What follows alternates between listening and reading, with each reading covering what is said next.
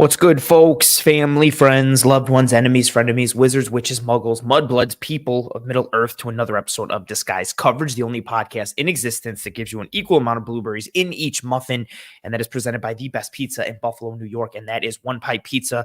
Find the online menu in the episode show notes, whether here on YouTube and or whichever podcasting app or platform you are listening to this show on. I'm your host, Anthony. Find me on Twitter at pro__ant. That's pro2_ANT. In tonight's episode, RJ sums this up pretty well, saying the villain won. The entire planet outside of Chiefs fans are sad, and we are living in the worst timeline right now. That's actually I should have just led with that. I should have just copied. I should use this in the episode description, everything.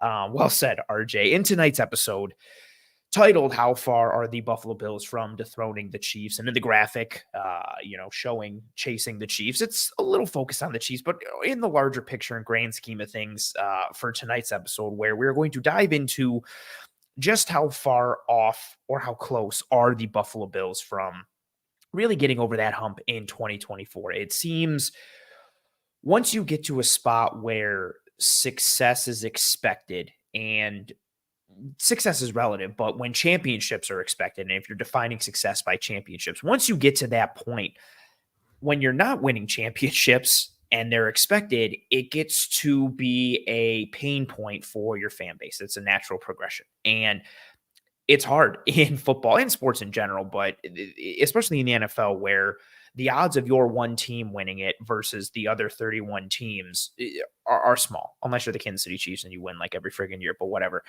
So you're always looking at fighting an uphill battle because of going up against the entire field. And then you have the variables of single elimination and individual playoff pieces and matchups and all that kind of stuff and everything that can go into it. And this episode kind of came about organically. It wasn't originally my plan for tonight's episode. Kind of came about last night and into today.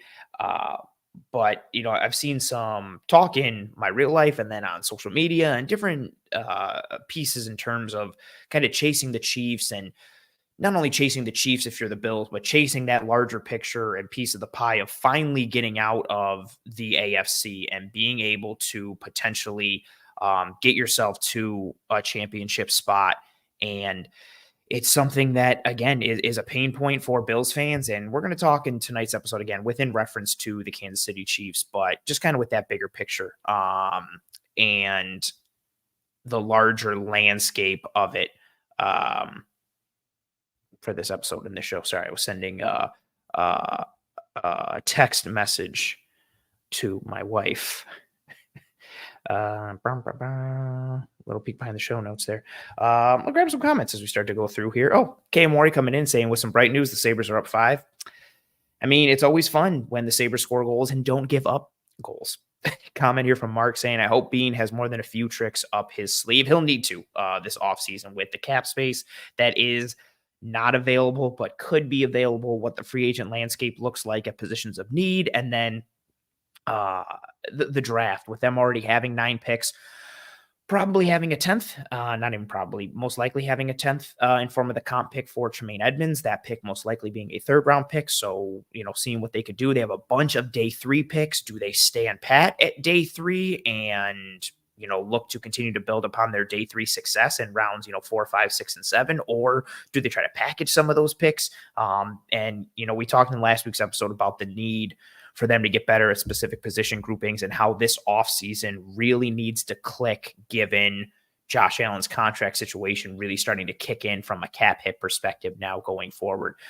So yeah, Bean needs to have another, Bean after dark Magic Bean type of offseason for this Buffalo Bills team. This is funny from JG saying, doesn't matter who wins the Super Bowl if it's not the Bills, RJ. Very fair. Very fair, yeah. Oh, what's up, Joe? Joe says, hi, show neighbor. Sorry if my music is too loud. Sad music is how I forget about my football team. Yeah, sports are pain. Sports are misery. I say that for everything, and it's with every sport, right? But I think football is just so much more difficult because of the single elimination fashion. There is no, baseball, but I'm going with the major sports, baseball, basketball, hockey, even if you're a soccer guy, and which I am, if you're big into the Champions League, at least you got 2 legs to try and do something. There's more of an opportunity for you to kind of collect yourself and course correct a little bit in the other major sports and turn it around and figure something out. But football, if you have one bad day, you're done. Even if you're the better team, even if you're the best team, if you have one bad day or somebody important gets hurt in practice that week, or the weather's really bad, or you have one bad matchup, anything, you lose and you're done. And that's what makes winning a Super Bowl so hard. And that's why it makes it even more frustrating to see the teams who are able to consistently do it and find different ways to win and get those games together and just consistently pull it in, year after year after year. Roy, we're taking care of this right now. Roy says, has the little tree been bad? He's not getting as good of a screen showing as his big brother. That's perfect. Shout out to my wife who managed to come in and push the little tree back into frame for being off screen. No, that's just my fault. I moved it over to do some dusting and cleaning in the office, and I didn't put it back in frame. That's on me. Great job. It's perfect. Thank you so much. Shout out to the wife. Fantastic. And thank you, Roy, for calling that out. I 100% saw this comment from Roy and texted my wife, and she came in like the true hero that she is. Coach has to execute in machine-like efficiency to win the Super Bowl, and defense has to be able to play man and pressure the quarterback. Very fair. Very fair. Some of those pieces that we're going to get into tonight. Wow, the Sabres are up 7-0.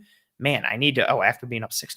Well, obviously after being up 6-0, but nice update there. I should go back to not watching the Sabres. Maybe that's the key to getting them to finally win, because they have been very, very frustrating. Very frustrating. This is a good thought here from RJ saying, unsurprisingly, Kansas City was the luckiest team of all time, or at least since 2020. 7 fumbles, and they recovered 6 of them. I think, not this exact point, but it ties into something I think is very frustrating when it comes to watching the Kansas City Chiefs. And I don't mean this as a knock against the Chiefs, because they obviously are a very good football team. They're tremendously well coached. They have 2 of the greatest coaches on individual sides of the ball of all time, and Andy Reid and Steve Spagnuolo. They've got Mahomes, they've got Kelsey, they've got I don't want to get into how good of a team they are and well coached they are schematically and talent wise and all that stuff. But it just seems like even when they're not the best team, even when they don't execute the right way, they just find ways to win. The L'Jarius Sneed making the tackle on Zay Flowers and then punching the ball out from him at the goal line. Even in this game against the 49ers, like Dre Greenlaw popping his Achilles, just going onto the field, and the fumble on the punt return that, Ray McCloud tried to pick it up because it dropped from the sky and hit dude on the back of his heel. Like all these little pieces that just kind of add up to the Chiefs finding a way to win, even when they're not, even when they don't have the most talent, or they don't have the best day, or they don't bring their best game, they just consistently find a way to win. And that's wrapped up in a bit of the conversation for the Bills as well, in terms of how can they finally get past that team and slay that dragon. Even if it's not the Chiefs, just get out of the AFC as a whole, because, I think with this Chiefs win, a lot of people are going to forget how good the Cincinnati Bengals are. And I know they have to fix some issues with their team, but the Burrow injury, I think, kind of put them on the back burner. I don't think the Ravens are going anywhere. I know how much Bills fans dislike that and the Lamar Jackson conversation and dialogue and all that kind of stuff. But the Ravens are a really good squad. The Bengals are a really good squad. There's some problematic teams in the AFC. And so the Bills have to do their due diligence if they want to get over that hump. And that is where we're going to dive into this conversation. Before we get into the crux and meat of this episode, as always, sponsored by One Pie Pizza. Disguise coverage is, I don't know why I spoke like Yoda there, but hey, why not? Online menu, like I mentioned in the intro, can be found in the episode show notes, whether here on YouTube and or whichever podcasting app or platform you're listening to this show on. Tremendous sweet sauce pie, cup of char pepperoni. They do pizza right, and they're really good people. They give back to the community. They partner with Roswell and the SPCA and the Alzheimer's Foundation and Toys for Tots, and they just do a lot for the community and the city at large. And even if they didn't do that, they're making the best pizza in Buffalo. So go try some One Pie Pizza. Mention Disguise Coverage and Cover One sent you, and maybe you'll get a potential little treat. And again, their information can be found in the episode show notes, whether here on YouTube and or whichever podcasting app or platform you're listening to this show on. If you folks have not already dropped a like on this video, please, please, please, and thank you, drop a like on this video. It goes a sincerely long way towards helping myself and the entire team to track and trend in front of more eyes and ears. And as I mentioned earlier, especially with an episode like this, and I know emotions are probably riding high, especially after the Chiefs won again and everybody hates the Chiefs. Any thoughts, questions, comments, concerns, anything and everything you got, throw it up into the chat. I always like to make this show as interactive and as engaging as possible, especially in the off season where, again, emotions can ride high and there is more open dialogue and discussion and things that can happen. As always, super chats get priority, mainly because they attract my eyes and immediately draw me to the color, and I pull it up, and I also respect the monetary donation. But yeah, fun piece. Oh, Bob says it right here. Yeah, Spags makes my jaw drop when the game is on the line. There's a conversation to be made, and I forgot who tweeted this, but going back to him being the defensive coordinator for the Giants team that stopped that Patriots juggernaut in their undefeated regular season.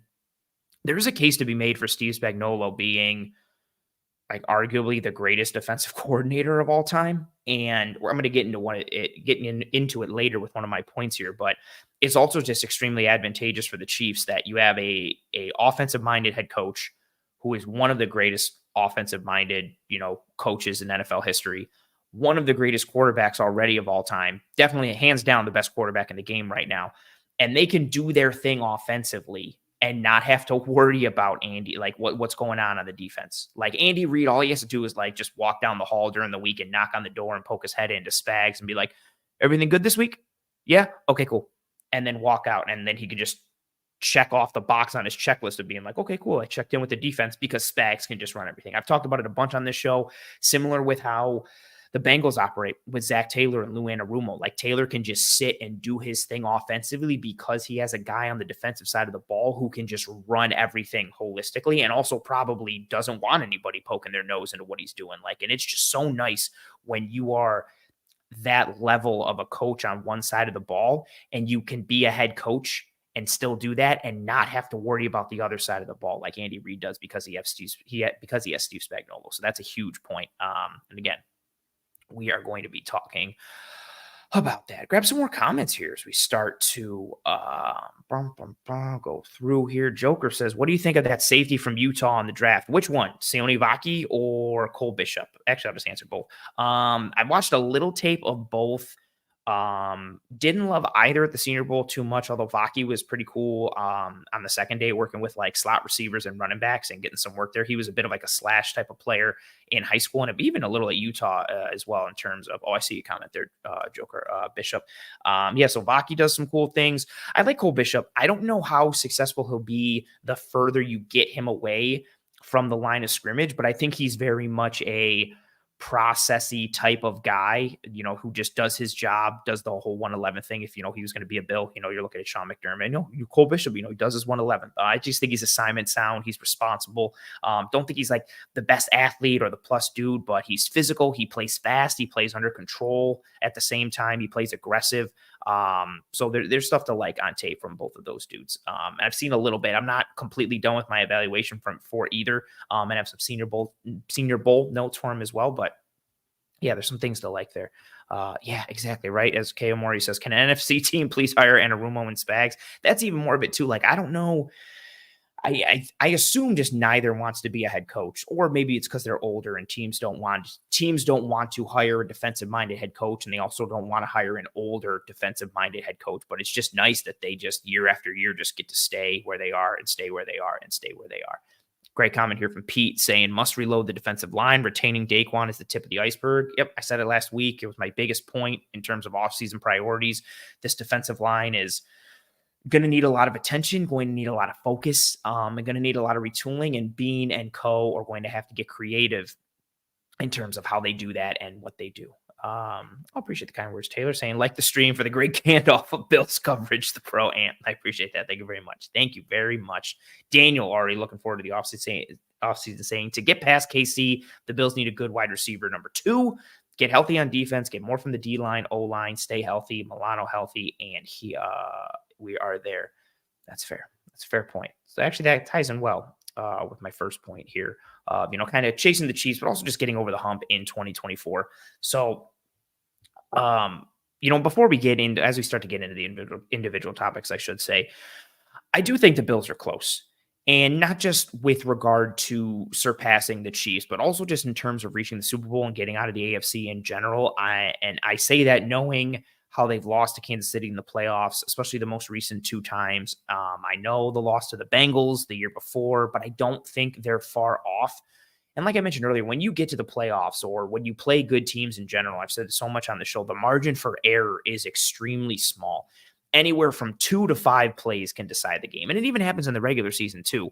But especially in the playoffs, every play, every penalty, every turnover, every drop, every missed assignment or well executed play or poorly executed play, everything is put under a magnifying glass and amplified. And it just happens to be, unfortunately, that the Bills have been on the wrong side of those 2 to 5 plays against the Kansas City Chiefs. And again, it's single elimination. So if you lose, you're done. There's nothing left to it. No, like, hey, it's game one. We'll course correct and we'll figure out a way to win this best of 7 or best of 5 series. No, if you don't bring your best and the other team does, or you get a bad matchup, you're done. It's over and you're sent packing and looking towards next year. And I also wanted, again, I mentioned the Bengals, the loss, even more so than this most recent one against the Chiefs, even the 13 seconds one, the loss that still bothers me the most is the Bengals one, with how poorly they showed up. But even that one, it was a game that had a lot of extraneous variables that it's annoying to even talk about and unpack. So there's just always all these little things that seem to just get in the Bills' way somehow, some way. So again, this episode is going to look at several points related to how far off or how close the Bills are in terms of getting past KC in the postseason and everyone else in the AFC to finally reach the Super Bowl under Sean McDermott. And the first point I wanted to bring up, and great point here from Roy, and it ties in exactly well with my first point. Exactly well. It ties in. I don't know, whatever. I'm tired. Being healthy going into the postseason is also important. That's what Roy says. And that's my first point here. And I hate mentioning it because I don't want it to be like a caveat type of point. But again, with this loss this year to the Kansas City Chiefs, the Bills lost 27-24 to the Chiefs in a game that, also keep in mind, should have at least been 27-27. Bass makes that kick, and then you're sitting there making Mahomes have to go do something. Now, I didn't have much faith in the defense getting a stop, but regardless of that, it should have at the very least been 27-27. Who knows? Maybe the Chiefs drive down and win it 30-27. Maybe they go down and score a touchdown, and the final score is different. Regardless, the Bills in that game were severely and significantly banged up, and they went toe-to-toe with the eventual Super Bowl winners, who were largely healthy and unscathed from an injury perspective. Now, I am not here advocating for a silver lining or any type of moral victory. Well, I'm not. Wow. Horrible Tuesday. I'm slurring my speech. It's crazy. I am not here advocating for any type of silver lining or a moral victory or anything like that. But I'm fine with the people who believe that if the Bills were healthy in that game, they win that game. The only reason I don't just completely subscribe to it is because if you replace players with other players, even if you're replacing poor players with better players, there's so many variables and different offshoots and avenues. It's like the Butterfly Effect, that movie with Ashton Kutcher, where anytime he changes anything, it drastically changes everything going forward. So it's not a like for like replacement, but I think it's a fair point and a fair conversation to have that if the Bills are healthier on that defensive side, and I'm not talking about Milano and the injuries that happened earlier in the year, like with Trey Milano, I'm talking just immediacy to that game. If Rasul Douglas isn't playing on one leg, if Terrell Bernard plays, if Christian Benford plays, it's just a drastically different game on that side of the ball. And even the injury to Tyrell Dodson, who I know is, a bit of a polarizing figure still among Bills Mafia, even though he played better this year. Just so many injuries on that side of the ball. And if the Bills win that game against Kansas City, even if they lose to the Ravens in the AFC Championship, if the Bills beat the Chiefs in the divisional round this year in the playoffs, this conversation isn't happening. This episode isn't happening, any of that. So that's the starting point for everything for me in terms of how close the Bills are. A multitude of injuries going back to the beginning of the year, right? When Milano first went down, and then Trey went down, Trey went down first, Trey going down, Milano going down, Daquan going down, and then everything that happened going into the playoff run and in that Steelers game with Benford and Bernard and Douglas, and Douglas happened in the week before, anything and everything that really impacted them from an injury standpoint. And they went toe to toe with the Chiefs. Again, they didn't fare great. They got picked apart defensively, especially at that linebacker spot, especially at the second level. Like, their vulnerabilities were exposed. But they went toe-to-toe and punch for punch with the eventual Super Bowl winners and the kings of the AFC and kings of the NFL, again, in the Kansas City Chiefs. So using that as the starting point in terms of, and I know this Bills team in 2024 isn't going to be the exact same team as it was in 2023 from a coaching standpoint, from a player standpoint, roster makeup and construction, all of that kind of stuff. The Bills barely losing in that game, right there, just That's where you have to start. And I know it might feel like, well, no, because I never thought they were going to win that game. And at the end of the day, it doesn't matter if they lose by 3 or they lose by 30. A loss is a loss. They can't get past them. I still feel far off. And that's fair to think that. And I understand it. But just using that as the barometer, they're not too far off. And that brings me that conversation starter and using this most recent game against the Chiefs in the divisional round brings me to my first point. And it's one that is hard to control and it's one to correct for. And again, like I said, Roy mentioned it a bit earlier in the chat here when he said being healthy into the postseason is also important. And that's my, first point in terms of getting over the hump. You got to be healthy down the stretch. And granted, this ties into depth and roster construction a little bit, but the last several years for the Bills have just been rough from an injury standpoint. This year, more so than the rest. The Bills, and we've talked about it a bunch on the show, everybody and their mothers talked about it. This year, the Bills just lost such a significant amount of reps in terms of both quantity and quality. You lose Milano for the year. You lose Daquan Jones for most of the year. Trey White for the year. Bernard in the playoffs. Greg Rousseau was playing with a banged up foot for a majority of the middle of the year. He was laboring at different times. Rasul Douglas banged up in the playoffs. Again, that Chiefs game, you're watching him trying to run down dudes. He's playing on one leg. He's not 100%. He's trying to gut it through. And I also recognize that everybody towards the end of the season and come playoff time is hurt or banged up in some way. But there's a difference between playing hurt and playing injured. Douglas is playing injured in that game. Benford is out in that playoff game against the Chiefs. Gabe Davis, I know, polarizing player as well. Gabe Davis is out. Dawson Knox getting hurt during the year. Jordan Phillips missing the back end of the year. Again, having some vulnerabilities there, but was a good rotational player for them, especially in a game where you need that defensive line help with what the Chiefs did and with what you were having at the second level. This year for the Bills was wild for injuries, unlike any other that the Bills have really had the past several years. And even really, under McDermott and Bean.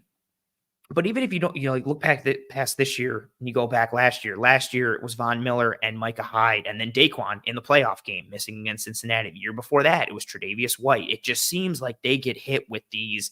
It's not, this depth guy or this third wide receiver or their second string tight end or a starter who's good or okay, but isn't that important. No, they keep getting hit at integral points schematically on this team. They are getting hurt at primary positions, and not only are getting hurt at primary positions, but the dudes that are getting hurt at those primary positions are really good football players that are really good for the Bills and also play very important roles for the team overall. And again, the fact that they continue to happen on defense is just a little bit ironic.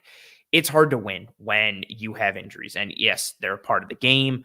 But it's hard to win when you have injuries. It's even harder when you lose your top guys. It's even harder when you lose your top guys at important positions. And then it's even harder when you lose your top guys at important positions and you also lose the guys that are behind them.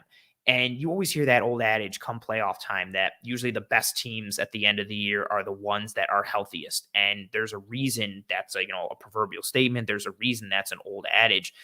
And it makes a lot of sense. Like sometimes being the best team in January isn't necessarily about being the best team. Sometimes it's just about being the healthiest team and having more of your starters than the opponent does. And again, I hate to lead off with that, but it's so important for the whole sake and crux of this conversation because the Bills beat the Chiefs in the divisional round last month.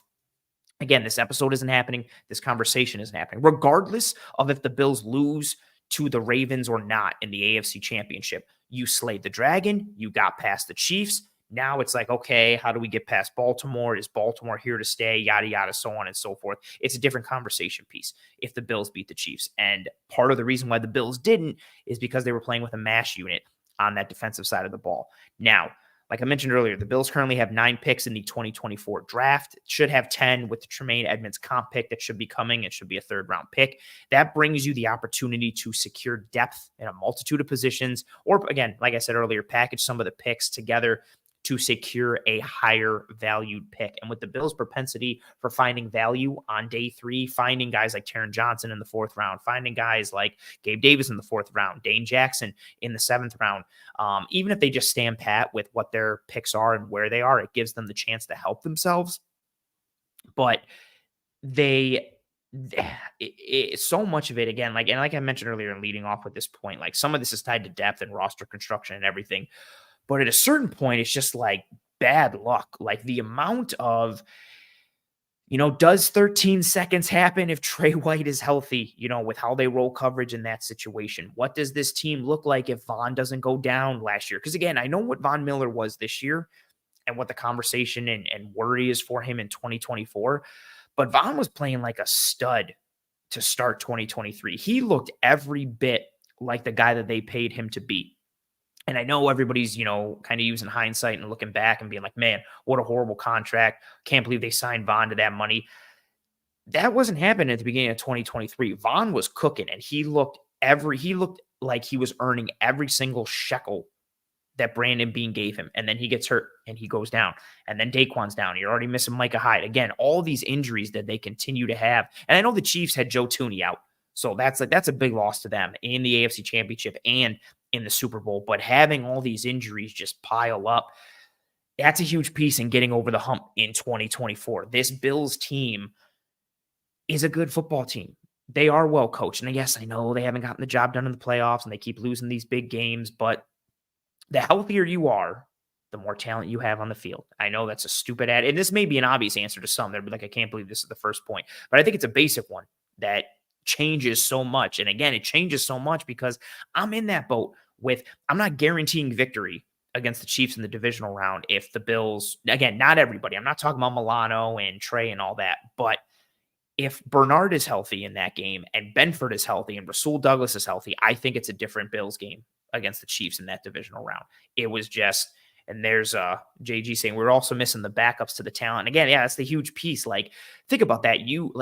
We're sitting here being like, man, I wish Terrell Dodson wasn't banged up. And Terrell Dodson was banged up because Milano was already out. Like the fact that they had AJ Klein leaving family vacation or whatever to come start for them in the NFL playoffs is wild. Like that's how much you were being tested. Even with Benford, right? Benford had a really good year, but technically he's like what, CB3 on the team if Trey is healthy. So he's down. So you're playing with CB4 in that game because Benford's out and Trey is out. And then Rasul Douglas is also banged up.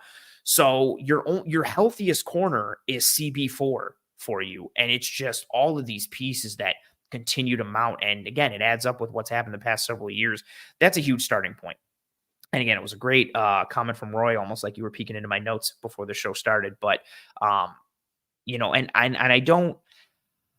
my first point, my main point with this first topic is, I don't want to make it seem like, I'm giving them points or kudos for losing close games. But again, the Bills lost this divisional round game by 3 to the Super Bowl champs. And again, should have tied the game with a chance to potentially win after. Now, do I think if the Bills tie at 27-27, do I think that the defense prevents the Chiefs offense from driving down and winning the game? No, I really don't. But who knows? Maybe Mahomes fumbles the snap. Maybe it's an errant snap in there in shotgun. Maybe there's a couple drops that happen. Maybe someone else fumbles or anything and everything. Ed Oliver finally wins a rep and we get a strip sack. Like, who knows? There's a multitude of things that could have happened. I'm not guaranteeing it either way, but they lost by 3 to the eventual Super Bowl champs and should have had it tied late despite being plagued with injuries in that game. It doesn't make the loss better. It actually might make the loss even more frustrating, but they were extremely close already despite being a mash unit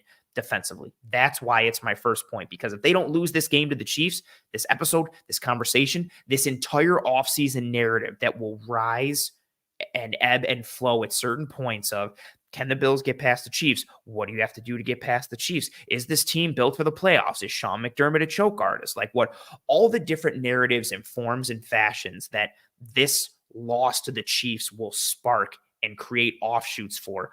None of it happens if the Bills obviously win this game. And a significant part of why they lost that game was because of the injuries. And that's why my first point for getting over the hump in 2024 is staying healthy. Again, and it's just so hard to control, like, especially with like random ones like Matt Milano breaking his leg. Like, dude, there's something to be said for dudes who like always have like soft tissue injuries, or, this guy pulls his hammy every year. It's just how he's built, or his diet and workout regimen, so on and so forth. But when you have dudes like, when you have like a Tank Dell type of injury or a Matt Milano type of injury where somebody falls into you a certain way and breaks your leg, it's just, man, like, just makes you feel kind of cursed a little bit. Oh, I forgot even this point from John saying, yeah, if Diggs doesn't drop that pass, who knows? Because, if the Bills go down, right? If the Bills go down there, if he makes that catch, even if they miss the field goal there's 2 or 3 more minutes left on the clock. And all of a sudden it's not if KC gets one first down, the game is over type of thing. So it's a different type of conversation there. Yeah. Yeah. And Taylor says, this is a good comment here from Taylor saying 31 teams lose every year. 1 out of 32 odds to win the Super Bowl is tough, man. Absolutely. Absolutely. Ooh, like this comment here. Since we'll never be picking in the top 10 or 15 of the draft, never say never, no jinx, but could Bean give up assets to go up and get a wide receiver like Rome Odunze? Josh needs weapons. He could. I don't know what the draft calculation of picks would have to be, but you could move from 28 into the top 20 or top 15 to secure like one of those. If Neighbors falls or if Odunze falls, or if you feel particular about Brian Thomas or something. I do not, but some people do.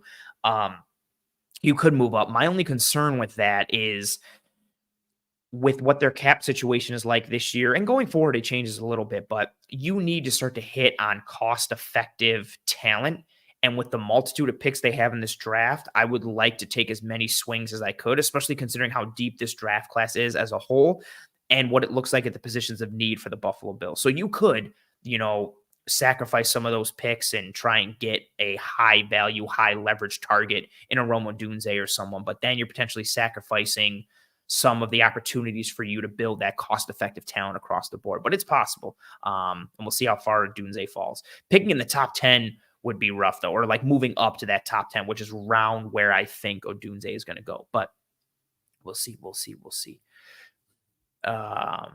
Pete saying this is the draft to just take 2 wide receivers rather than mortgage more picks to moving up. That's the trade-off in the conversation that everyone is going to be having all year. And it correlates well with the comment I just pulled up. Like this wide receiver class in this draft, tremendous top tier talent and also a very deep wide receiver class. So do you want to secure the top talent? Is it better to go after the top talent, or is it better to just stand pat and take as many swings at the well as you can because it is such a deep class? That's my thinking conversation as a whole. And we're going to get more into it as we go forward in the offseason. But I've said it a bunch on the show already. Like if a specific defensive lineman that I'm targeting or safety fall to 28 or any other position in need, but if like, again, I'm just making it up, but if Byron Murphy or Cam Kitchens or Tyler Nubin are there at 28, I'm pulling the trigger on any one of those 3 dudes, especially Byron Murphy. Byron Murphy is my dream target, defensive tackle from Texas at the end of the first round at pick 28. If he's there,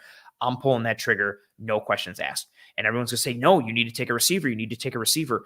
You don't, because the drop off from the receiver that you are getting at the end of round 1 to who you're getting in round 2 isn't as significant as the drop off from Murphy to whoever the defensive tackle you're going to be able to get in round 2 or 3 or whatever. The drop off at wide receiver is far less severe than it is at these other positions in need. But again, to other people's points, yeah, but if this draft class is so good and so deep at wide receiver, then that means the top tier talent is even better. So you should go out and try and secure it. We're going to do, this is a Batman and Joker scenario at the end of the Dark Knight where we're destined to do this dance for forever.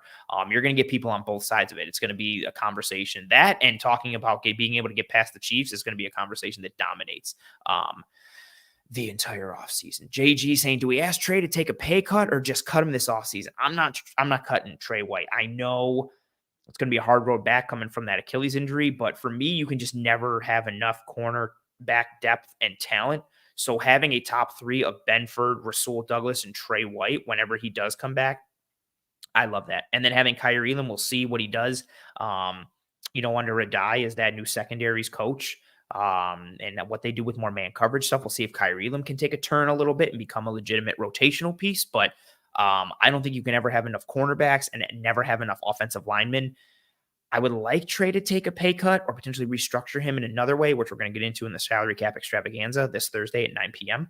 But I'm not cutting Trey. For me, what he means to the team, even just that aside from a leadership perspective and a morale perspective, but just you can never have enough good corners on your team.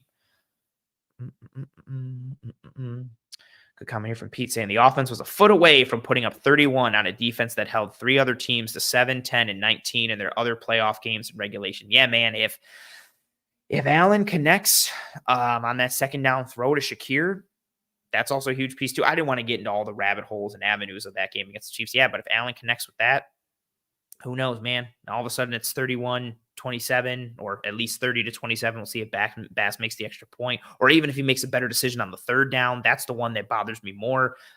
Should have had the opportunity to make it about 4th and 1, or if Kincaid breaks a tackle, maybe it's a first down and a new set of sticks. Yeah, they very easily could have had 27 or 30 plus on the Chiefs in that game.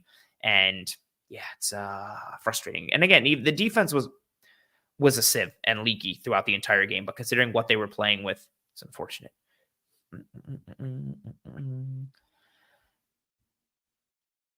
John saying, why did we trade a first round in the deepest wide receiver class in history? There were 4 wide receivers to be had in 2020 for a starting wide receiver at the Bills pick. We gave it away for Diggs. I'll say those. So this is a conversation I've had a bunch. You could have had one of those receivers and you could have stood pat and just taken Justin Jefferson there. But here's the crux of the conversation. It's the same with the Patrick Mahomes conversation and the Wyatt Teller conversation for me. If you take a player out of one team or from one team and drop them into another, there is literally no guarantee that they become the exact same player for that other team. Nature is very important, but nurture is also very important. And team environments and coaching staffs and surroundings go a very, very, very, very, very long way in terms of how a player develops and how their career trajectory turns out.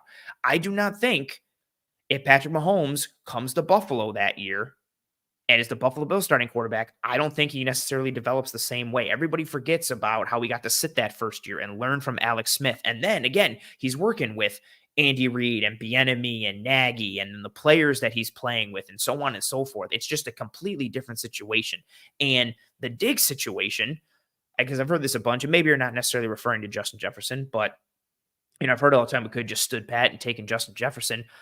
How do we know that Adam Thielen wasn't integral to Justin Jefferson's development and his career trajectory? And even aside from that, and the other examples we can give for how Jefferson developed in Minnesota, the Bills needed a true presence right then and there in that season. Josh Allen needed an established, bona fide number one. They needed somebody from a leadership perspective, from a work ethic perspective, and from a proven on-field production and execution perspective. Stephon Diggs gave them everything they needed. He helped that offense to ascend. He helped Josh Allen to ascend. And also within that, was still one of the best receivers in the NFL. So yes, you could have stood pat and potentially taken another one, but there's no guarantee that that player comes to the Bills and produces it the same way he does for another team. And same thing with the Wyatt Teller aspect. Everybody says, oh, the Bills could have kept Teller and had this all-pro guard. Wyatt Teller went to Cleveland and got coached by Bill Callahan, who's one of the best offensive line coaches in the NFL and in the history of the NFL. So it's also not a like for like that Teller stays in Buffalo and becomes an all-pro. I just don't think it's, you pick up this guy out of this team and drop him into another situation and scenario, and he becomes the same player. You don't know if you're going to have that success rate. Not to mention, I think Diggs gave them everything they wanted from that position in terms of production, and more so from a leadership and kind of bringing that team up and galvanizing everything from an on-field and execution perspective.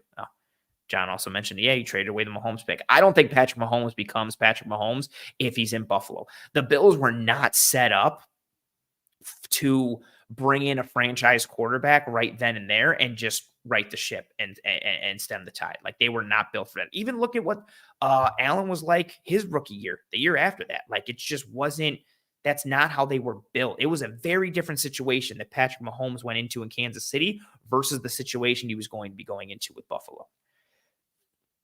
Oh, Joker saying, I want Troy Franklin. I really like Franklin's speed. He runs like a gazelle. It's super enticing. I don't think he's a very good or clean route runner right now. And I think there's something to be desired in terms of how he plays from a physicality standpoint. But the speed is very enticing. And I think he opens up a lot for any offense. I would not be opposed to him coming to the Bills at all, or any team. If you want somebody who can stretch the defense, win downfield, he's your guy. He can pull coverage. He can beat guys off the line just because of that speed. And then you're banking on the fact that you can polish him up. You can build more in his route stem and build more in his releases and deception and all that kind of stuff. I do think he's more of a one-trick pony right now than a complete wide receiver. But that one trick is a tremendous trick and it's very useful. And then, you draft him for that and then have the faith and belief in your coaching staff to coach up the rest of the pieces to make him a complete wide receiver. So I understand the love for Troy Franklin there. Oh, Boof Magoo saying, hopefully a wide receiver run. Let's get all the good D linemen to fall to Buffalo. Yeah, give me a run on wide receivers. Give me a run on quarterbacks. Give me as many quarterbacks in that first round as possible. Give me the big three with Caleb Williams and Drake May and Jaden Daniels, and throw JJ McCarthy in there. And hopefully somebody wants to take Penix or Bo Nix in the first round or in the first half of the second round. Like, throw as many quarterbacks into that first round as possible, and even wide receivers. But yeah, give me that big time quarterback run in the first. Please, please, please, please, and thank you. What other comments? Oh, Roy saying rabbit holes are like conspiracy theories. You can get really lost. Absolutely. Absolutely. Absolutely. John saying Zay Jones had his best year with us, right? I think his best year statistically may have come with Jacksonville last year or 2 years. And I also think you're making a lot of assumptions saying every wide receiver here succeeds usually. I don't think that's necessarily the case. I mean, Kelvin Benjamin didn't. I mean, that's kind of like a one-off outlier situation scenario. But I just think it's a lot to guarantee, like, man, if the Bills had drafted this guy, he would have performed just as good and been the same player. And I think that's the same for everyone, right? Like, I don't think if the Jets take Josh Allen instead of Sam Darnold, or the Browns take Josh Allen instead of Baker Mayfield, I don't think he necessarily becomes Josh Allen or becomes the same Josh Allen with those teams as he is with the Buffalo Bills. And you hear it all the time, like, oh, what's the draft adage that teams fail players more than players fail teams? That's a conversation that's had every draft cycle, every draft season. And the reason that is because of how important the whole nurture aspect is: environment, coaching staff, rapport, chemistry, your teammates on the field, off the field, everything that goes into becoming part of a franchise. It is not the same from team to team across the other 31 teams that a player can play for. So there is no guarantee that if you pluck a player out from one team and drop them into any other, even if you're taking them from a horrible team and dropping them into a great team, it doesn't necessarily mean that player is going to be on that same career trajectory. They could be better. They could be the same. They could be worse. You have no idea. There are far too many variables to just sit and expect the same like for like production and trajectory by grabbing a player from one team and then dropping them into another. What else? Okay, I'm already saying we coulda, woulda, shoulda. Got to work with what we have. Oh, I just want to grab this real quick for more on the next point. Zen Clover saying Franklin isn't strong enough, I think, for a speed guy like Worthy from Texas. I love Xavier Worthy. He is my wide receiver 4. After Harrison and Neighbors and Odunze, Xavier Worthy is my wide receiver 4. My only concern, and not necessarily concern, is he's more of like a Stephon Diggs type of replacement. You're looking at Xavier Worthy to be more of like a slot wide receiver and a Z wide receiver, that guy you can put in motion, that guy you can move. I would like them to get more of a true X receiver. And I do have some concern about Xavier Worthy's drops, but man, I would not be opposed. If I'm sitting there at 28, even though I really like Franklin's fit and what he is from a speed perspective, I think Worthy can also offer you that while being a more complete route runner. Just how he operates in the stems. He can get in and out of his breaks at full speed. He can accelerate and decelerate to create deception at the break point and in his stems, just everything. He does have some drop issues, and with his size, height, and frame and weight, you're going to wonder about 50-50 balls and contested catches, and he consistently is going to have to separate to make plays because he has had some drops issues and contested catch pieces. But man, Xavier Worthy is such a really fun wide receiver to me. And if I had to, like, if I'm ranking them, Worthy is ahead. Oh, I'm moving too much. I'm making the camera go out of focus. That's what Xavier Worthy does to me. If I had to, from a ranking perspective, Worthy is definitely ahead of Franklin for me. Franklin's usage and role and skill set fit into the Bills' offense, that versus Worthy's, is a very interesting conversation. from a fit perspective. And that's what's so intriguing about Troy Franklin to me, to the Buffalo Bills. But if I had to look at him like for like and wide receiver for wide receiver, I'm taking Xavier Worthy 10 out of 10. And I'm taking him every single day of the week, twice on Sunday type of deal. Like, I think Worthy is a better wide receiver than Franklin right now overall from a complete perspective. And I also like how that sets him up for success going forward. Good comment, Pete. I think we all agree we should have drafted Puka Nacua. Bean stinks. One of my not greatest regrets, but a big regret that I have, I was pumped to watch Puka Nacua at the Senior Bowl last year. I was watching Boise State defense tape going into the Senior Bowl last year. I was starting with JL Skinner. Starting with the safeties. I didn't like what I saw. In the first game I watched, it was Boise State versus BYU. And Nacua made like 2 or 3 catches in that game that I was like, well, I don't like Skinner's tape, but Nacua is fun. And so I watched more BYU tape, and I liked what I saw from Nacua. And he was at the Senior Bowl.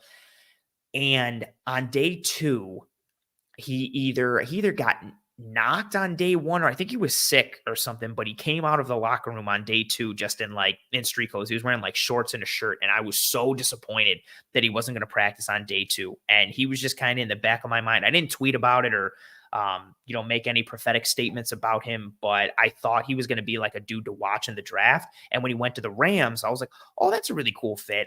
I didn't think he was going to blow up like he did as a rookie. I don't think anybody did, but man, yeah, he was a dude who I was really excited to watch at the Senior Bowl. And I think he was sick. I don't think he was hurt. I think he had like the flu or something, and he didn't practice on day 2 and didn't really perform. And I was so disappointed.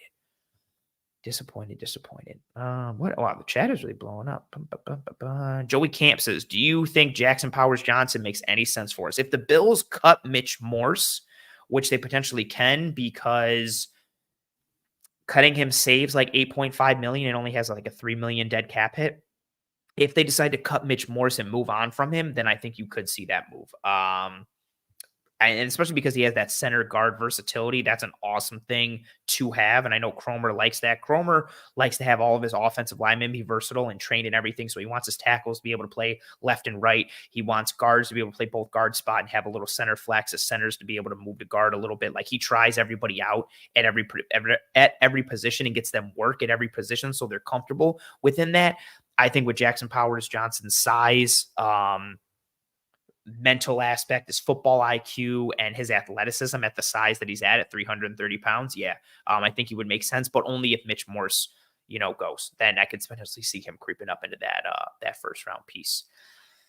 RJ saying Xavier Worthy would be incredible with that speed. Get him in a big wide receiver that plays big in this draft. That's the other piece, right? If I'm taking Xavier Worthy, then, or, maybe I address that bigger type of receiver in free agency. Maybe it's a 1-year deal for Van Jefferson or Demarcus Robinson, or some, kind of 1 year, $3-4 million type of wide receiver that gives you that X body type, physical stature, so that you could get an Xavier Worthy, who would also long-term be a good replacement for Stephon Diggs. Maybe you do get that big receiver at another point of the draft, or big body piece, something like that.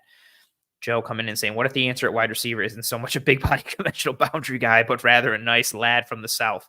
Nice play there for Ladd McConkey. I like where your head's at. I really do like Ladd McConkey. And he has inside-outside versatility. He's arguably the best route runner in this whole class. Dude just separates. He's a real technician. He's a professional route runner, really high floor. That would be very interesting. Wow, I love all the arguments in the chat about wide receivers and all these different pieces. Yeah, funny.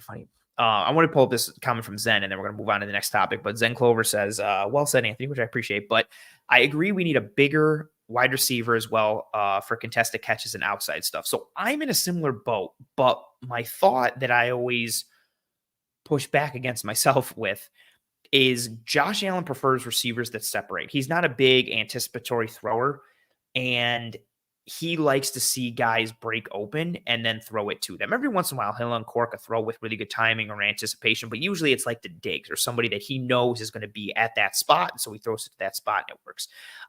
Usually he likes to see guys that separate. Usually bigger-bodied receivers are not those big separation type of guys. Like Keon Coleman, for example, receiver from Florida State. Big, athletic. We'll see how we test, but, he's got punt return ability, so he's got speed, he's got athleticism. Again, the height the contested catch ability, the ability to go up, climb the ladder, get it, pluck the ball. Like, he wins those 50-50 balls. He wins contested catches. I like that. I want that for this offense because it really hasn't been present. This offense, all the receivers have always been kind of like Smurfs. They've been smaller type of dudes. Gabe Davis was that bigger bodied receiver, but he wasn't this athletic, go up, climb the ladder type of guy. I would like that piece in the Bills offense. I don't know if Josh Allen wants that type of piece because, again, usually those guys don't win in the ways that he prefers his receivers to win, which is an interesting point there. But I second that notion. Where else? Where else? Okay. All right. Oh, John coming back like last week saying the Oregon wide receiver no matter what. John's son is a big Oregon fan, and he swears by Troy Franklin. And so John is all aboard the Troy Franklin boat. I remember this from last week's episode. I like it. I like it. I like it. I like it. I like it. Also, just kind of like wrap on the little receiver piece for the draft. And we're going to get into this so much on the show as we go forward in this offseason. But I think this draft class is going to be similar to whatever year the Bills took Cody Ford. And I don't say that to like throw shade at Bean because the Bills needed offensive lineman at that point. But whatever year the Bills took Cody Ford, that was the draft with where like McLaurin, Debo, Metcalf, and I think one other receiver went in the second round where you had a whole bunch of really good like round 2 wide receivers. I think this draft is going to be solid where you are going to get 2019 draft? Yeah, 2019 draft. Thank you, Zach. Thank you. Appreciate you. Yeah. Yeah. And Ralph says the Washington receivers are all good. Curtis Samuel is also another intriguing piece I would like to see in a Bills uniform, but I think he might be too expensive. AJ Brown went in that draft. Thank you, Cam Ward. Man, that second round was loaded. With wide receivers. I think you'll get a similar contribution from the second round wide receivers in this draft class, and maybe even going into the third. Like Jalen McMillan from Washington is a dude who I like. He could go in the second. I think he might even fall to the third. Like this draft class is going to be very productive. First round, second round, and third. Again, productive being relative. But that's my reason why I'm not full bore wide receiver in round 1 type of deal, because I think you can get a very good player still in round 2 and or even in round 3. Again, my dream scenario is Byron Murphy, defensive tackle from Texas in round 1, and then Javon Baker, wide receiver from UCF in round 2. But, we'll see. We will see. Oh, I love this comment. Let's go get the other Josh Allen. We need defensive linemen. Man, I would love to get the other Josh Allen from Jacksonville. It's going to be tough. All right, I'll answer this last question, and then we're going forward. Zach says, what about Malachi Corley? I've heard some buzz about him. Big yards after catch dude, good frame, thick, jacked, fast, athletic. Showed well at the Senior Bowl. A better release package than I thought. I like a lot of the pieces that he showed at the Senior Bowl. He doesn't have a ton of tape out that I've seen thus far, and what I've seen has been kind of meh. But I like what he brings from an athleticism standpoint and a yards after catch standpoint. I have to get more into him from like a tape study standpoint. And I know a lot of people are like lauding over him now because they're just watching his highlights, and his highlights are very impressive. But I want to see, what he brings from an all 22 standpoint, but we'll see. Oh, Ralph says he was talking about the Huskies with this comment earlier, the Washington receivers. Actually, that's mad funny that both Washington's receivers are good. The Washington Huskies with Odunze, Polk, and McMillan, and then the Commanders with McLaurin and Jahan Dotson and Curtis Samuel. Even like Diami Brown is kind of sweet. Like the Washingtons are loaded with wide receivers. But yeah, fair point, Ralph. The Huskies have even Jack Westover, their tight end. I like what I've seen from him on tape. Him and Ben Sinnott, the tight end from Kansas State, are two dudes that I like. I like this comp from Black Panther saying I like Malachi Corley here. Reminds me of Pierre Garcon. Ooh, that's pretty cool. Steve said great minds, which means I have to. Nice, Steve. Steve said Byron Murphy round 1, wide receiver round 2. In light of the depth, this would be the best value. You and me are right here. Great minds. All right, let's go. Actually, let me pull up this comment from David before I go to the next. Yes, hit that like button, everyone. If you folks have not already hit the like, please, and thank you. Drop a like on this video. If you love the Buffalo Bills, drop a like on this video. If you love this content, drop a like on this video. If you hate the Kansas City Chiefs and you think sports are filled with misery and nothing but sadness, drop a like on this video. It goes a long way. Please, Please and thank you. This is a fun conversation. I'm excited, as always, I'm excited for every episode on this show, but to get more into the draft cycle and free agency cycle going forward, because even just, again, like we've gotten sidetracked here in a fun way with the chat, but just with how engaging this draft class is, given how it stacks up and given what the Bills' needs are, it's going to be a real lot of engaging and fun conversations to be had. Laviska Shenault. I don't really know what happened to him since he left Jacksonville and went to Carolina. I haven't watched a bunch of him. I was intrigued when he came out of college, but I haven't really kept up on him enough, and I haven't watched tape yet on him. But, I'm open to kicking the tires on a lot of dudes, but I don't think I'm too keen right now, but we'll see. I like this. I want to hear more about One Pie Pizza. It's the best pizza in Buffalo, and the online menu can be found in the episode show notes here on YouTube and or whichever podcasting app or platform you're listening to. Great cheese to sauce ratio, cup and char, pepperoni. They make their own homemade blue cheese. I like Zach saying this. We love the tree beanie smashes. This is the tree beanie, because imagine the tree. I like it. All right, last one here. Jordan says, Cam Kitchens, Tavondre Sweat, Keon Coleman, Troy Franklin are still on the board. Who do we go get? If it's in the first round, Cam Kitchens is my 1. Franklin is my 2. Coleman is my 3. Sweat is my 4. I could reverse Coleman and Sweat, but Cam is my hard 1. And then Franklin is my hard 2. That's a conversation. All right, I got to stop there. We're going to go forward. Next piece. So getting over the hump in 2024. First one I mentioned, again, which is hard to control. Getting healthy at the right time, staying healthy at the right time. And again, it's not just holistically across the team. It doesn't mean like everybody has to be healthy, but the Bills just need a season where they go into the playoffs and their core players or premium position players are not banged up. Just give me a postseason where edge 1 isn't out for the year, or corner 1 isn't out for the year, or your all-pro linebacker isn't done for the year, or your potentially all-pro defensive tackle. Yes, I think Daquan Jones would have made the all-pro team had he stayed healthy this year based on how he was playing, isn't lost for the year. Give me a season where your most important players are not hurt. I understand injuries will happen, and that's fine. Let them happen to some of the depth guys or a special teamer. No disrespect. I'm not wishing injury upon anyone, but step 1 is getting healthy at the right time, staying healthy at the right time. As Pete says here, the Bills just need guys to play through broken legs and torn pecs. Is that too much to ask? I don't get it. Just duct tape your leg. Stop being a quitter, right? I just don't understand. Although, actually, no, it was a UCL. The Allegretti, the guard for Kansas City that was filling in for Joe Tooney, was playing through a torn UCL in the Super Bowl, which I thought was pretty cool. Shout out to him. I like this comment here from Maria real quick. Is it just me, or did you get NBA vibes from the Chiefs? Like, just play good enough to get into the playoffs and then turn it on. This may be a way to keep guys healthy. I have compared the Chiefs to those Warriors teams when they had KD and Steph and Clay and Draymond, where it just seemed like they were dog walking teams in the regular season, but it felt very much like they were just like, dude, whatever, get to the playoffs. And then they get there and bang, they turn it on. It also helps that they have one of the best defensive coordinators and big game hunters in terms of Steve Spagnuolo on defense. But yeah, man. Yeah, I like your comments here from Joshua and Carl. Just rub some dirt on it. You'll be fine. I like that. I like that a lot. All right. Now, next point here. This is a little tied to the injury piece that we talked about. So there were so many injuries that affected this Bills team this year. Majority of them coming on defense.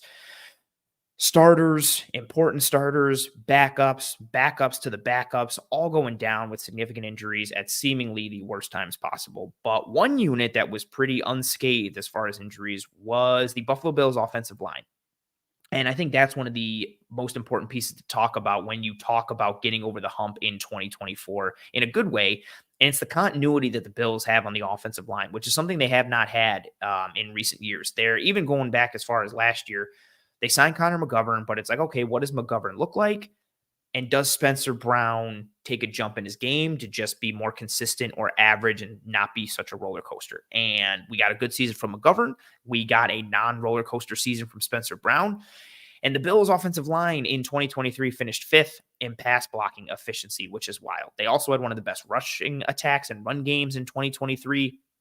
Offensive lines and good offensive lines and continuity on the offensive line is a very important team building and team success piece to have in general. So this is huge for the Buffalo Bills going forward in 2024. They have a good offensive line in terms of pass protection and run blocking. They have a good offensive line coach with Aaron Kromer. They also have a very strong depth piece in Ryan Bates. The offensive line is set up for success. Now, as I mentioned earlier with that question about JPJ, we'll see what happens with Mitch Morse.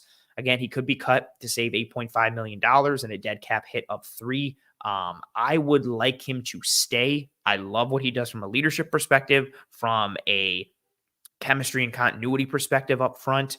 And then just his athleticism, the technicality that he possesses. I know he's not the biggest dude and he will struggle at times versus some dudes with size. I know the concussion history is there, but he's one of the best movement centers and dudes out in space. He's like Jason Kelsey light. And I mean that as a compliment. So again, we'll see what happens with Morse, but the Bills have the opportunity to basically run it back in 2024 with a strong offensive line that they had in 2023. And that is extremely important when you already have a franchise quarterback, an emerging running back, one of the best wide receivers in football, a dynamic young tight end going into your second year, and then you're also looking to add more weapons in the offseason. Having to do work on the periphery of your team at the quote-unquote skill positions, at the weaponry spots, it's easier to do that when you already have the offensive line in place, which the Buffalo Bills do. Now, there were some concerns down the stretch, especially for me. I think the right side of the offensive line, Spencer Brown and O'Cyrus Torrence, got tested more as the season went on. They got worked a bit by two-man games, some stunts and twists and things, caused some problems on the right side. And again, I do think Spencer Brown had a better year. He showed more consistency in his game overall, but there were times where he got waxed brutally on that right side. But, Josh was able to evade, or it came in a Bills win, and so it didn't get talked about too much. But you saw improvement from Spencer Brown. Also nice to see him see for him that he was relatively healthy. Funny how when a dude is healthier, they tend to play better and not be awful. So, kudos to him for that. And O'Cyrus Torrence showed a lot of promise as a rookie. I still think he's going to have to continue to work against speed dudes and guys with juice and good get off on the interior. So we'll see what he does in year 2. But in theory, both Spencer Brown and O'Cyrus Torrence should get better for 2024. And so one of my main concerns, again, for the O-line in 2023 was that right side, how they got worked by two-man games and such. And my other little thing, I don't think any one player on the Bills O-line is all-pro caliber or a great individual player, which can be problematic when you're facing top-tier defensive linemen in games, or you're facing teams with multiple top-tier defensive linemen in games. But like I said, in the lead-in for it, overall, this offensive line is a quality unit that's well coached. They offer versatility, and they won't lose you a game. They're sound in pass protection. They can function in zone run schemes. They can function in gap scheme runs. You can pull dudes. You can, run power. You can run counter. You can pin and pull. You can do tackle wrap and dart, which we've talked about a ton on this show. The biggest concern for me with the offensive line, and I mentioned it earlier, in regards to the injury piece, the bigger concern for me with the offensive line is, again, that they went largely unscathed with injury in 2023, which is pretty unheard of. They had the same starting group from start to finish, from end to end. That's going to be hard to replicate in 2024. Offensive line typically gets banged up in some way for every team every year, and the Bills completely avoided that in 2023. And it's kind of like the football gods, maybe the cost for a healthy offensive line in 2023 was the injuries that happened literally everywhere else. But that's my only cause for concern for the offensive line in 2024. Like, I would like Spencer Brown to take another jump. I would like O'Cyrus Torrence to take another jump. But even if they don't, and they just play at their levels that they were at in 2023, this was the 5th best offensive line in terms of pass blocking efficiency. One of the best offensive lines with adjusted line yards in the run game. One of the lowest stuff rates and rushes for negative yards, and one of the best power success teams. Like, any metric, any advanced metric by which you measure offensive line play in the pass and or the run, this Bills offensive line was a very strong unit. Top 5, top 10 at worst, which is awesome to have, considering you have Josh Allen and considering you're trying to add to your weapons. Again, my biggest question for the offensive line in 2024 is, can they stay healthy and avoid injury like they did in 2023, which is going to be hard. But again, it's nice to have a good offensive line coach in Aaron Kromer to get everybody coached up, even the depth guys. It's nice to have that depth piece in Ryan Bates that gives you a lot of opportunities. So we'll see what happens there. Oh, I like this question here from Rev. Rev saying, how much of the Bills' run efficiency would you attribute to the jumbo package with Edwards? Good question. I liked the addition of David Edwards, even just as a depth guy before the year started, but yeah, that jumbo 12 or the heavy personnel package, however you want to label it, was a nice piece. And I think too, even just from the run aspect, their success in it with the run, but then also how they tied the pass game and play action work off of it was very successful. I'm not going to attribute a ton of the Bills' run efficiency to that jumbo package, especially because their most successful plays were, that tackle wrap dart play out of gun where it's just a 5-man surface. Then they're handing off to Cook or whoever. Those mid-zone runs that didn't necessarily have Edwards in it, but I think it was a really nice wrinkle and a really nice sub package that teams had to plan for. And I think it was a kudos to Cromer and Edwards and Dorsey and Brady for using that piece, especially, Brady leaning into it more as the season went on. I really like that aspect of that offense. That's a good question. I like that. Let's go back. See what comments. Yep. See, as David says here in the comments, I'm worried the O-line injury luck won't replicate next year. The Bills should probably take a center or a guard who can play center in the draft. Yeah, it's a little worrisome. It's just hard to have back-to-back years where your offensive line stays completely healthy. Even, and I'll even take injury to a degree where like, oh, somebody misses 1 or 2 games, but just be in the playoffs where your starters are ready and good to go. Or if you're missing one guy, I understand, but I'm just worried that the plague that the defense saw is going to move to the offensive line and they'll be out multiple starters for multiple games, or 3 dudes are going to go down for the most important game, or we're just going to see this injury regression to the mean, which is a scary thing. What else? Yep. Trekker Rear saying bring back Dave Edwards. I agree. It's also nice too that he's traveled with Cromer. He's kind of a Cromer disciple. He had a good year as that 6th offensive lineman. I don't know if it was good enough to parlay into a starting role with a team somewhere else. I would assume he's looking for that. I don't know what he was told when he was signed. If it was going to be a competition aspect and he lost out on that, or he knew what his assignment and role was going to be coming into the team. But I do wonder if he's looking for more of a starting role, having a solid year that he did. But I would love for him to come back as that, quote unquote 6th offensive lineman, having the offensive line that the Bills have with their starters, again, Dawkins and McGovern and Morse and Torrance and Brown, and then having David Edwards and Ryan Bates as your super subs off the bench. Tremendous depth on that offensive line. Bean did a great job addressing the offensive line last year. And I hope they continue to have that health and that depth on the offensive line. I'm also team draft offensive linemen every single year. Offensive linemen and corners, you can never have enough. So I don't care if it's a day 1, 2, 3 pick, whatever. I don't care if it's late rounds, early rounds, mid rounds. I'm taking offensive linemen every single year in the draft because you always need offensive linemen. Yeah, as RJ says, the offensive line was decimated in 2022, so maybe it evens out. Yeah, I don't know. I don't know how the football gods decide things. I wish I did. Yeah, Pete says Brady was spamming tackle wrap. Dorsey did it a bit last year. No, yeah, in the 2022 season as well. The snow game on Saturday night against the Dolphins in 2022. That game was closed out by running tackle wrap on 3 straight plays and 4 out of 5 with Devin Singletary. It was just literally tackle wrap to the left, tackle wrap to the right, and just rinse and repeat back and forth. It's been a good staple for them, and it makes sense. When you've got good physical mobile tackles like Deion Dawkins and Spencer Brown, you lean into that aspect. So yeah, it was a piece that Brady definitely leaned into, and something that Dorsey did as well. It's been a successful concept for them literally for multiple years now. So I don't expect that to change. I would like to see some things built off of it as teams really started to figure it out towards the end of the year, really starting with the Jets in that week 11 game. Even though the Bills kind of boat raced them a little bit, they started crashing that front side and really kind of figuring out what was going on there. The Cowboys were really the only team that didn't adjust to it. So they're going to need another answer built off of that, or another scheme to kind of rotate through, which they have with mid-zone and duo. But that tackle wrap piece was very, very, very nice. Love it from Reb. We have Bates, re-sign Edwards, and draft a swing offensive tackle. Absolutely. It's never a bad idea to invest in the offensive line. Never, never, never, never, never, never, never, never, never. John saying we had decent depth on the offensive line as well. It's the least of my worries right now. Yeah, I agree. I'm just worried about that health staying, but we'll see. Yeah, so that's a good piece, right? And again, you juxtapose with that injury point that we let off with the first piece. So this is a good thing to have for the start of 2024, especially too if you're comparing it to other good teams in the NFL or even the Kansas City Chiefs.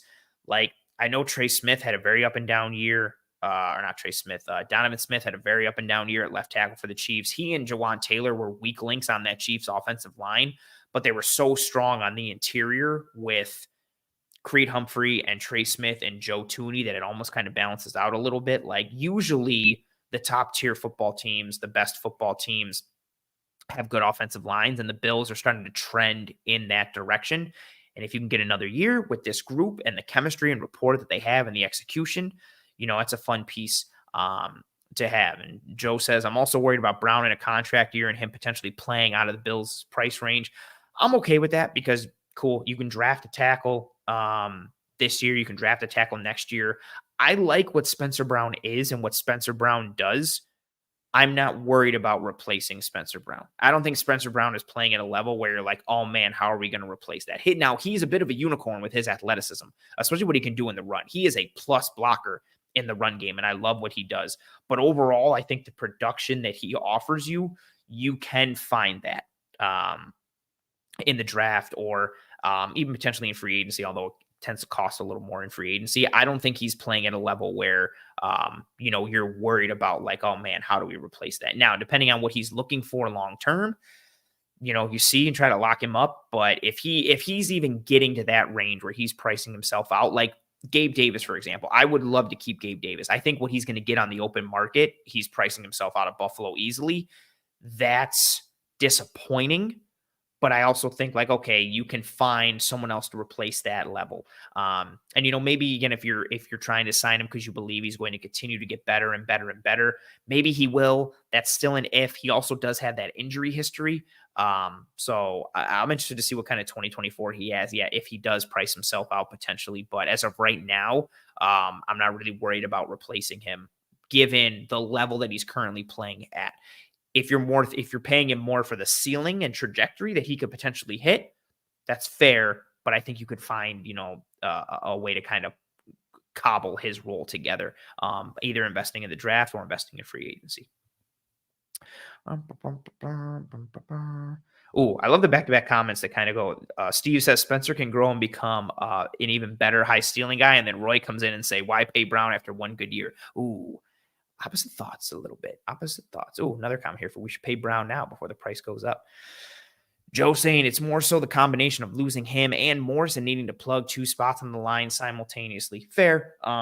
But again, that's why you draft offensive line every single year. So you have guys waiting in the wings. So it's like, oh, hey, we have this fourth round offensive tackle that we think can replace Spencer Brown. Or, hey, we took a center in the fourth round or fifth round that we actually like and we think can start for Mitch Morse. Or we took another guard because we're going to put Ryan Bates at center and he's going to be the long-term guy. Like they have options.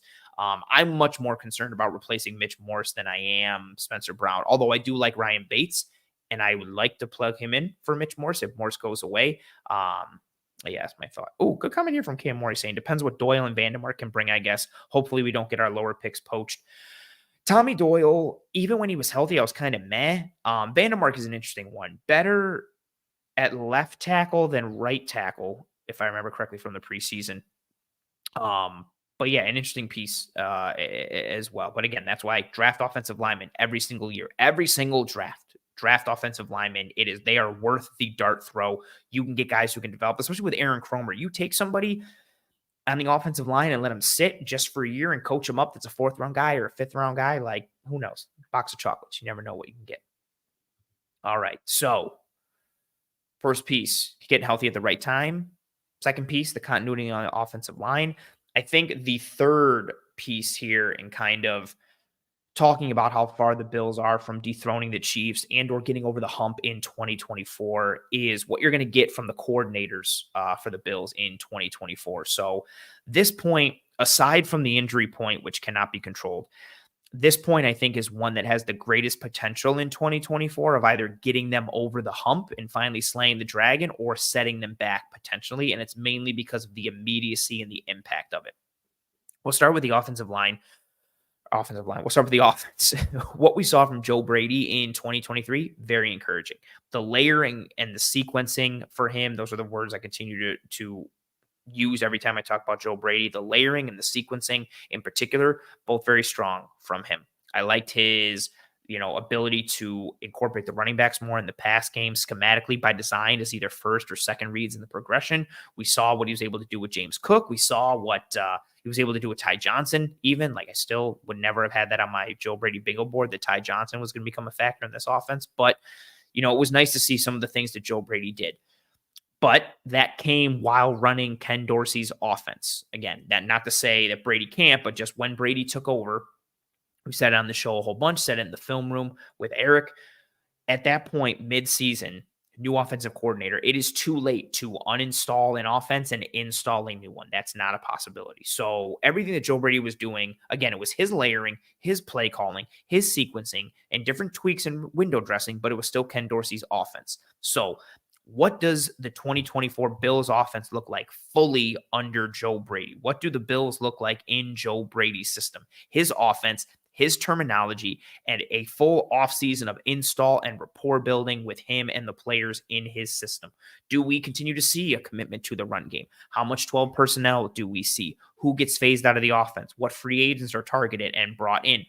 Big question, what happens to Stephon Diggs in terms of his usage and his role? What do we see from Josh Allen? A lot of this is tied to Josh Allen's production as a whole.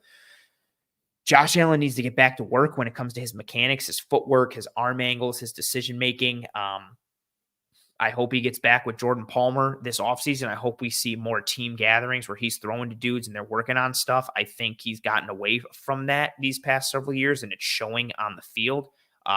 In terms, and again, I know the touchdowns and all the production that he had, but from a technical perspective, in terms of playing the quarterback position, he was sloppy this year. So Allen's going to correct for so much, right? You can have the worst offensive coordinator in the world.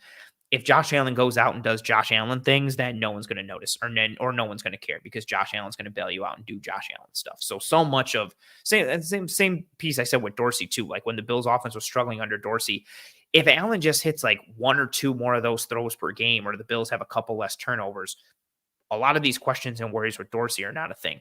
And so similarly with Brady, his system, his offense, it might be not great. Schematically, it might be kind of meh, but if Allen is balling out and doing Josh Allen things, no one's really going to notice and it's not going to impact them too much. Although, again, could it show up come playoff time? Yes, absolutely. So that offensive side, what does this offense fully look like under Joe Brady in 2024? Again, his offense, his verbiage, his play calling. Again, we've already seen him with layering and sequencing and what he likes to do from an attack standpoint. But what does this team look like fully enveloped in and bought into his system? On the defensive side, what does Bobby Babich bring as first-year defensive coordinator for the Bills defense? Also tied into that too, a bit of a minor storyline, or maybe even middle-level storyline, is how big of a loss is John Butler to the secondary and the defense as a whole. You would hear multiple guys talk about it in training camp, in the offseason, in mini camps,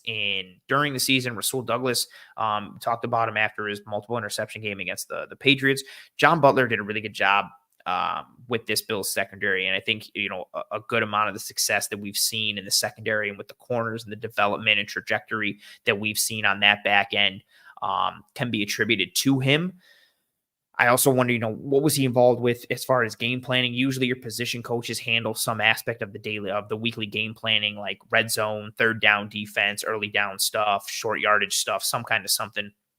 So how big of a loss is John Butler?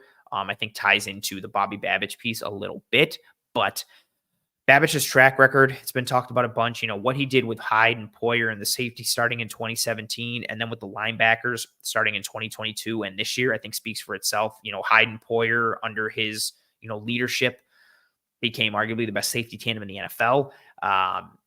And then with the linebackers, Tremaine Edmonds probably had his best season as a Bill in 2022. And then Milano became an All-Pro in 2022. And then what Bernard did this year, what Dodson did this year, what Milano looked like before he went down. Babich's track record from a player development standpoint is high and speaks for itself. And his ability to help players reach their ceilings and also raise their floors, I believe, had a significant part, obviously, in him getting the defensive coordinator role. But what does that DC role entail? Is he calling plays? If so, what does this defense look like? What kind of sub package use do we get? What type of personnel do we lean towards? What type of tendencies do we see from him? I know for many people, Sean McDermott's head could potentially be on a pike, and it's very torches and pitchforks with anything and everything that goes wrong with this team. But I liked a lot from what we saw from the Bills defense in 2023. And again, like we talked about in our first point here, that was while missing several important pieces across the board for a majority of the season and in big moments. McD getting this defense to kind of course correct itself and weather the storm after all the injuries that they had, again, in terms of quantity and quality, I think he deserves, some kudos for that. So do we see a drop off in 2024, especially considering once everything's healthy? When this season starts next year, what do they look like under Babich versus what they look like under McDermott? Because in the beginning of the year, when they were healthy, they were clicking. They were giving everybody problems, and just the turnovers, how sound they were schematically, just what they looked like from a mindset standpoint, a philosophical standpoint. They were a real treat to watch under McDermott. So what do they look like under Bobby Babich? Again, that's even if Bobby Babich is calling plays. But knowing that they hired Al Holcomb to be their linebackers coach, I would imagine that means Bobby Babich will be calling plays as defensive coordinator, but we'll see. So again, is there a drop-off in 2024? Is there improvement? What tweaks or changes do we see? And are they good or bad? This also ties into, obviously, to the Bills season as a whole, right? Getting over the hump in 2024, your coaching staff, your player development, your calling, your layering, your sequencing, your game planning, all that kind of stuff. But this one is also huge in direct relation to going up against the Kansas City Chiefs, chasing the Kansas City Chiefs and getting past them and trying to dethrone them. As I mentioned earlier, the Chiefs have one of the greatest offensive coaches of all time in Andy Reid, and they have one of the greatest defensive coaches of all time in Steve Spagnuolo. And Spags being there, I cannot say this enough. Spags being there allows Andy Reid to focus more on the offense and not have to worry about the defense. There is no like, hey, let me sit in the defensive meeting room this week and help them game plan because I need to watch over my DC. No, it's just a simple knock on the door and be like, hey, Spags, everything going good? All right, cool. See you practice later. That's it. Andy Reid gets to focus on Patrick Mahomes. He gets to focus on Travis Kelce. He gets to focus on the game planning and the game design and his scripted plays and the answers and the adjustments and the callbacks. And yes, he's got, he's overseeing what's happening with the team as a whole. But having Steve Spagnuolo on that side of the ball, he's got a guy who can completely run the defense and does not need him to do anything, which allows Andy Reid to just focus on gameplay design, game planning, play sequencing, everything. He gets to just be, a mad scientist offensively because he's got a guy who can completely run the defense. Also, if we're talking about their leadership, shout out to their GM, Brett Veach, who continues to just build well for this team in free agency and the draft. I think he doesn't get talked about enough. But if you're looking at this Bills staff and you're looking at Brady and Babich and then Sean McDermott by extension, but just talking about the coordinators because they're new first-year full-time coordinators with the Bills, it's Brady and Babich, and then they're going up basically against Andy Reid and Steve Spagnuolo. So you're going up against two Hall of Fame coordinators, two Hall of Fame coaches. So even if you are good, or even if you're really, really good, you're still probably at a disadvantage from a coaching standpoint against the Kansas City Chiefs. And that's what it's going to be like. What level do these coordinators play at or game plan, design, and play call at to combat those guys? So Bobby Babich, when the Bills play the Chiefs, it's Babich versus Reid. We think. Could be McDermott still running the show and calling the plays defensively. Who knows at this point. But it looks like it'll be Babich. And if it is, it's Babich versus Andy Reid.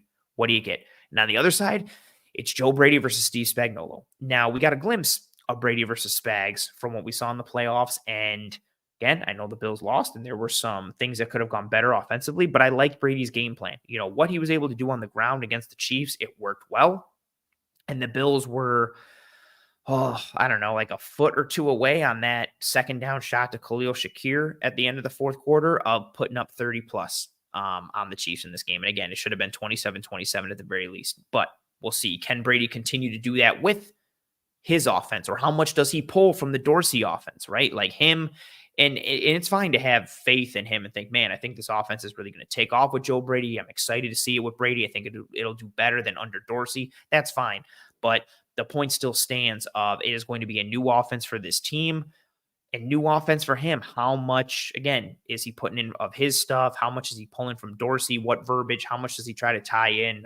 What does he pull together for this offense that is fully his in 2024, as opposed to him taking over in the interim in 2023 and still basically running Ken Dorsey's offense? And then Babich is even more of a wild card. First-time defensive coordinator. What are you getting going up against the top teams in the AFC?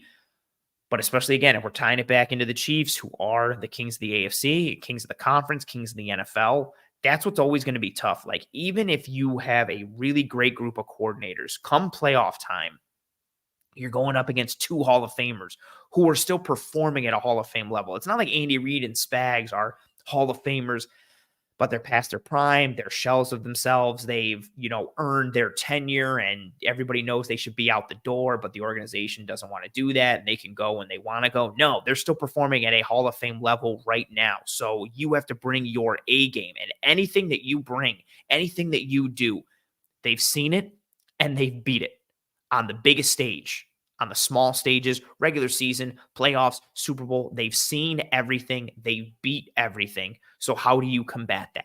And having a first-time defensive coordinator and not a first-time OC in the NFL. Brady was OC with the Panthers for a bit, but having a first-time OC with this team from a full-time capacity, full offseason, install, verbiage, rapport, chemistry aspect.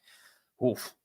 I think it's a big one that isn't getting talked about enough. I know Spags and Reed receive their flowers all the time, but man, just when you're juxtaposing them with what the Bills are going to have at the coordinator spot, and I'm not saying this means the Bills are dead in the water, or the Bills are done, or the Bills are screwed, but it's a huge matchup piece. That's what you're going to have to think of going into the regular season against the Chiefs, and then going into the playoffs against the Chiefs if these teams do meet. Spags versus Brady and Babich versus Reed. That's a tall task for anyone. Even if you're a really good DC or OC, you're going up against two of the best who have ever done it. And again, you could make the case that Spags is the best defensive coordinator of all time, which is wild. And he gets to sit on that staff and just run the defense, which gives Andy Reid one of the best offensive minds, coordinators, coaches, however you want to label them, of all time, to just sit back and build with Patrick Mahomes. And man, it gives Reed in that offense such a huge advantage because of what Spags does. And same thing for Spags. Like, he gets to coordinate a defense knowing what he's got on the other side of the ball with Andy Reid and Mahomes and that whole aspect schematically. So it's a tall task to beat them because of how good they are in these big game scenarios, because they've seen it all, they've done it all, they beat it all. Yeah, it's, oof, man. Question here from the chat saying, Sean keeps calling plays. He was superb. Yeah, I liked what McDermott did. I don't know if he'll want to keep calling plays. I think this year was more of him doing it out of necessity, but I do think this defense was good under him. So we'll see if he wants to continue doing that, or, we'll see if Babich is ready to take the reins, or how involved he is. Is it what kind of, is it a 50-50 split? What type of, I guess, defensive relationship do they have? And we've also heard from multiple players talking about the impact Sean McDermott had on them by being in those meeting rooms and running the defense. He received, high praise from a ton of players across the board, and the results showed on the field. Again, I know they had that rough stretch, especially when they were getting outgunned in second halves and they weren't adjusting well, but he righted the ship for the most part. And again, I know the season ended not great, and yada, yada, what happened against Kansas City, but I also think his hands were pretty tied given what was available due to all the injuries. But yeah, we'll see. What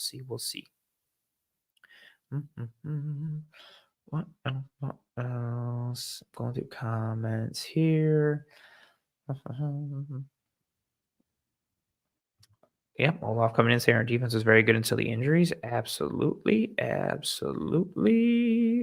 Walter saying the Dolphins defense was injured more than our defense and played on the road in sub-zero temperature and still forced more punts. No excuse for that poor defensive performance, injuries or not. I guess if you're judging it by who forced punts, sure. But given the nature and I also don't know how you're quantifying the Dolphins defense being more injured than the Bills. They still had Jalen Ramsey going. They had Javon Holland going.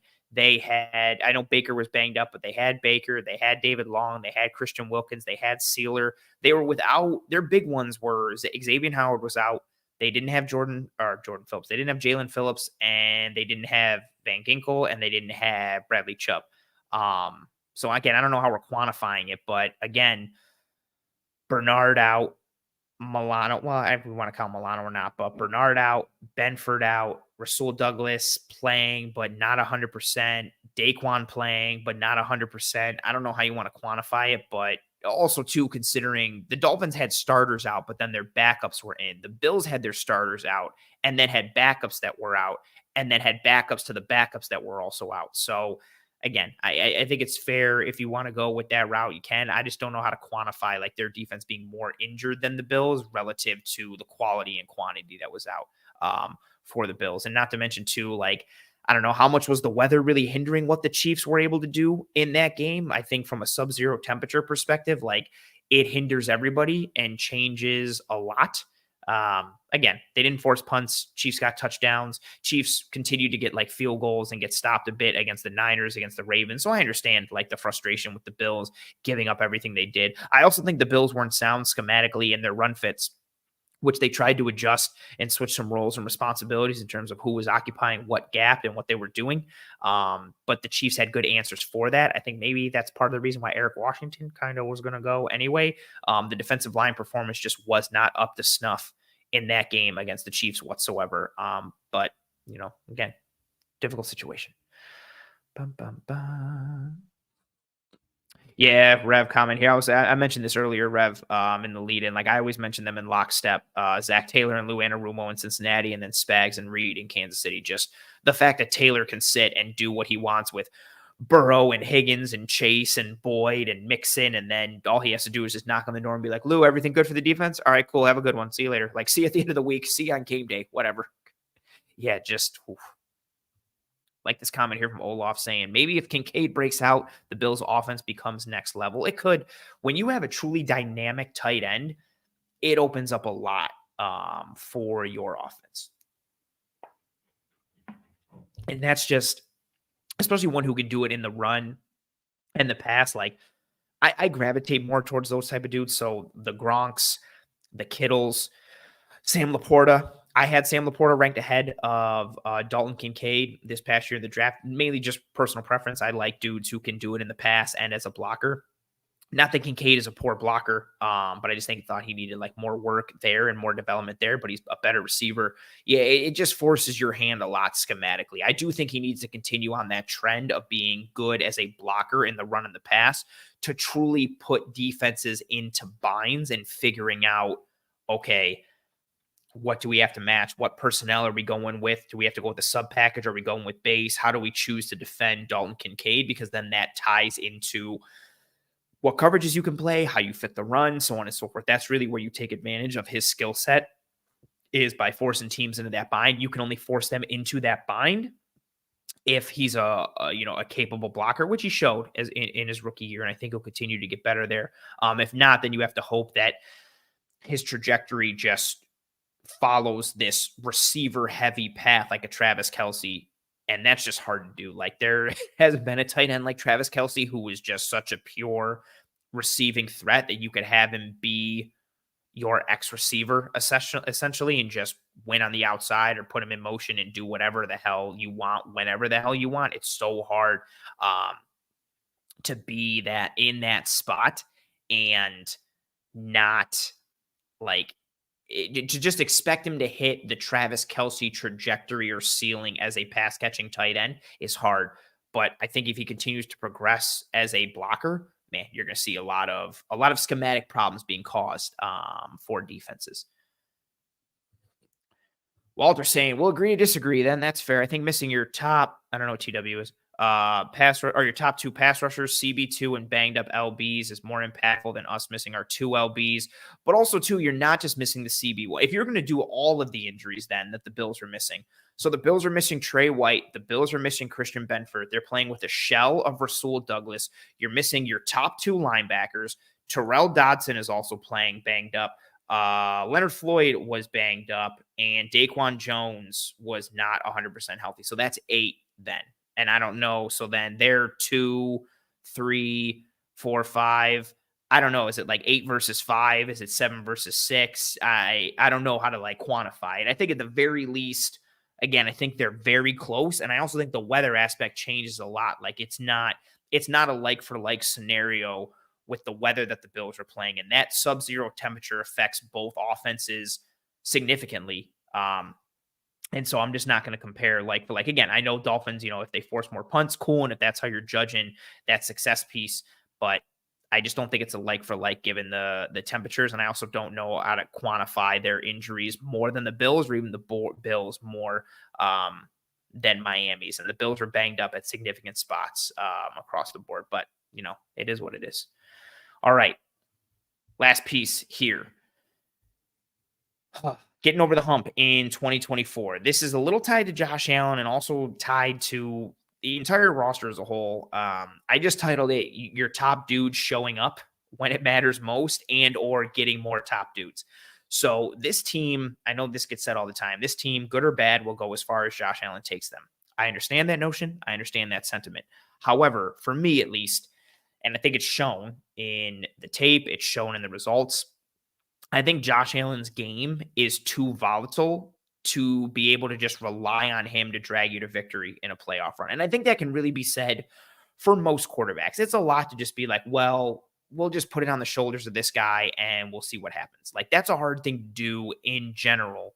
But what's also tough is his play style and how he swings that pendulum. It makes having to solely rely on him or expecting him to be that sole driving factor even a little tougher.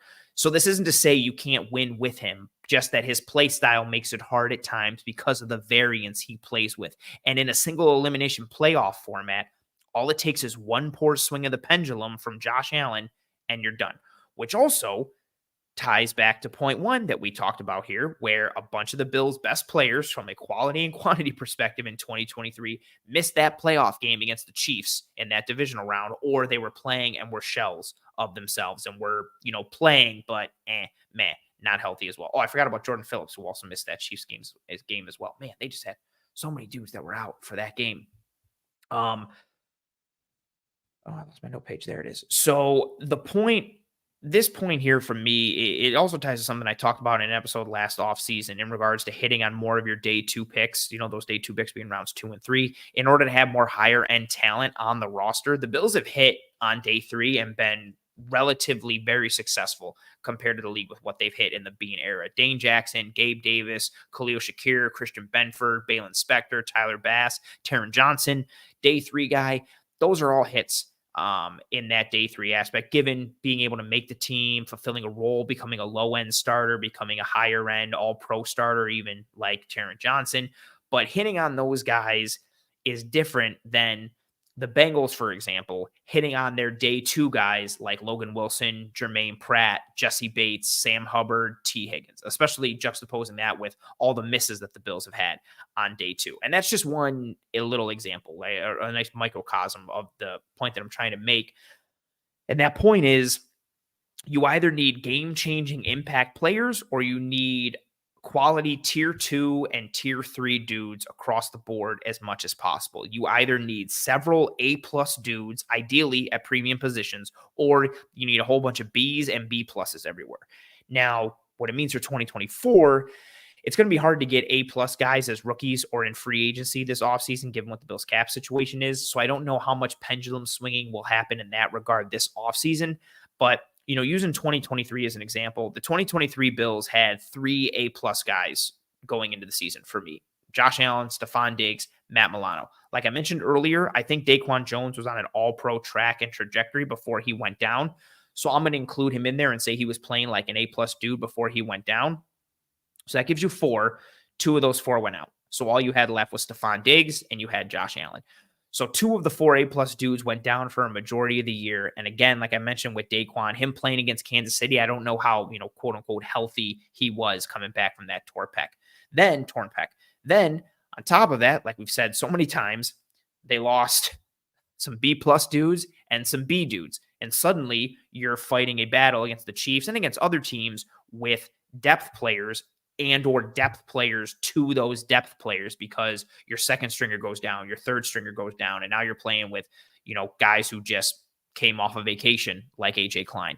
Point is, I think they need more. It's twofold here. They either need more top end talent to fight the Chiefs, and not just the Chiefs, but other top tier teams in the NFL. They need more B plus and above guys to be able to fight fire with fire versus the best teams in the league, and or swing the pendulum in their favor versus the Chiefs with Mahomes and Reed and Spags and their strong core of B plus and above guys, or the Ravens or the Bengals. Kind of insert any team there. But the Chiefs are the champs. They continue to be this dragon the Bills cannot vanquish. So that's why they're using this example. And then when the Bills do have that talent, again, like I said, this whole topic being, getting more top dudes, but also your top dudes showing up. When you do have that talent needs to show up. Just going with the low hanging fruit example, Ed Oliver was put in hell by Joe Tooney in that game against the Chiefs, and he was largely non existent. And that happening while Greg Rousseau also being relatively quiet is a problem. Although I did chart something very interesting after the Bills Chiefs game. Like the only two of the Chiefs' successful runs were run to Greg Rousseau's side. And when they were run to his side, they were even cut back up the middle. So I forget how many they had, but all of the Chiefs' runs, successful runs, except for two, came with Greg Rousseau either off the field or run away from him. So the Chiefs also mitigated him a bit in terms of kind of running away from him or, not running into him as much, but is an interesting point as well. So when you have those top dudes, they have to show up. And I think that's been a problem for this team. Tying into the injuries as well, you're one of your top dudes a couple years ago in the 13 seconds game is Trey White. Cool, he's not there. You bring in Von Miller as a top dude to try and take over the top, he goes down. Micah Hyde is one of your top dudes, he goes down. But when you have the talent that's there, even if other dudes around them are hurt, that talent needs to show up. And so again, this Chiefs game in 2023 in the division round is a good example. Ed Oliver kind of gets erased by Joe Tooney, and that also happens while Greg Rousseau is quiet. So those are two of your top dudes in that game, guys that you look to lend support to your A-plus guys, and they're not having that game. And also, in that game, Micah Hyde and Jordan Poyer are kind of quiet and or ineffective, although that Poyer punch out on Mecole Hardman was awesome after he chased down Pacheco to even force that situation. And I say it all the time on the show, you can win with talent or you can win with scheme. But for me, at least, despite being one of the best teams in the NFL the past several seasons, which the Bills have been, despite, 4 straight AFC East titles, despite multiple, Final Four appearances in the AFC, I don't think the Bills have been one of the most, quote unquote, talented teams. I think they've definitely been a quality team, but I think they've been a quality team that's been more sum of its parts than individual standouts. And I think it's been a team, and I'm fine with this because I like building my team this way. I think they've been a team with more B pluses and A minuses more than anything else. And the years where you've had the chance for all of those parts to come together, the timelines have been off. Trey White goes down, Micah Hyde goes down, Jordan Poyer gets hurt and is playing banged up, Vaughn goes down, Allen gets banged up, Milano goes down, Cole Beasley gets hurt, Daquan Jones, all of these pieces, it seems like that timeline kind of never meshes well with what they have. But that's been a huge piece that prevents this team from not getting over the hump. If you look at the Kansas City Chiefs, right? So their big three, Mahomes, Kelsey, Jones, they show up every single game pretty much no matter what. The Bills have games where Allen sometimes doesn't show up. Diggs sometimes doesn't show up. And then even aside from that, right? Because those are the Chiefs, 3 top tier dudes, and the Bills' top tier dudes are Allen and Diggs. But then if you go across from that, like L'Jarius Sneed showed up each game. McDuffie showed up each game. Justin Reed shows up more often than not. Mike Edwards is doing his thing. Kamari Connor as a rookie is doing his thing. Drew Tranquil is doing his thing. Karlaftis will play a role. And if Karlaftis isn't having a game, Charles Omenihu was having a game. If Tranquil's not doing anything, Nick Bolton is making a play. If Bolton wasn't making a play, Willie Gay is going to make a play. Like they have their guys who usually step up. And if one of them doesn't, someone else does. And the Bills have not gotten into that sweet spot and not gotten in that rhythm of their core guys or their needed guys, their top guys. They haven't gotten into that rhythm where their top guys show up, or if they don't, someone else steps up for them. They haven't had that game where, Ed Oliver doesn't have it today, but, Tim Settle, he went off today and had a great game. Greg Rousseau didn't show up today, but AJ Epinesa had 3 sacks and kind of balled out and had all these pressures, so on and so forth. Or when they do have them, they're not coming in these big moments. They're not coming in these playoff games, or at least coming against the Chiefs. Like, you're having that lack of top dudes showing up, and it's impacting this team. And I think largely some of that is just bad luck, right? Like, sometimes dudes have bad games. Sometimes it's a bad matchup. Again, the case of Ed Oliver going up against the Chiefs, he was up against Joe Tooney, all pro left guard, one of the best guards in the entire NFL, and Tooney got the better of him.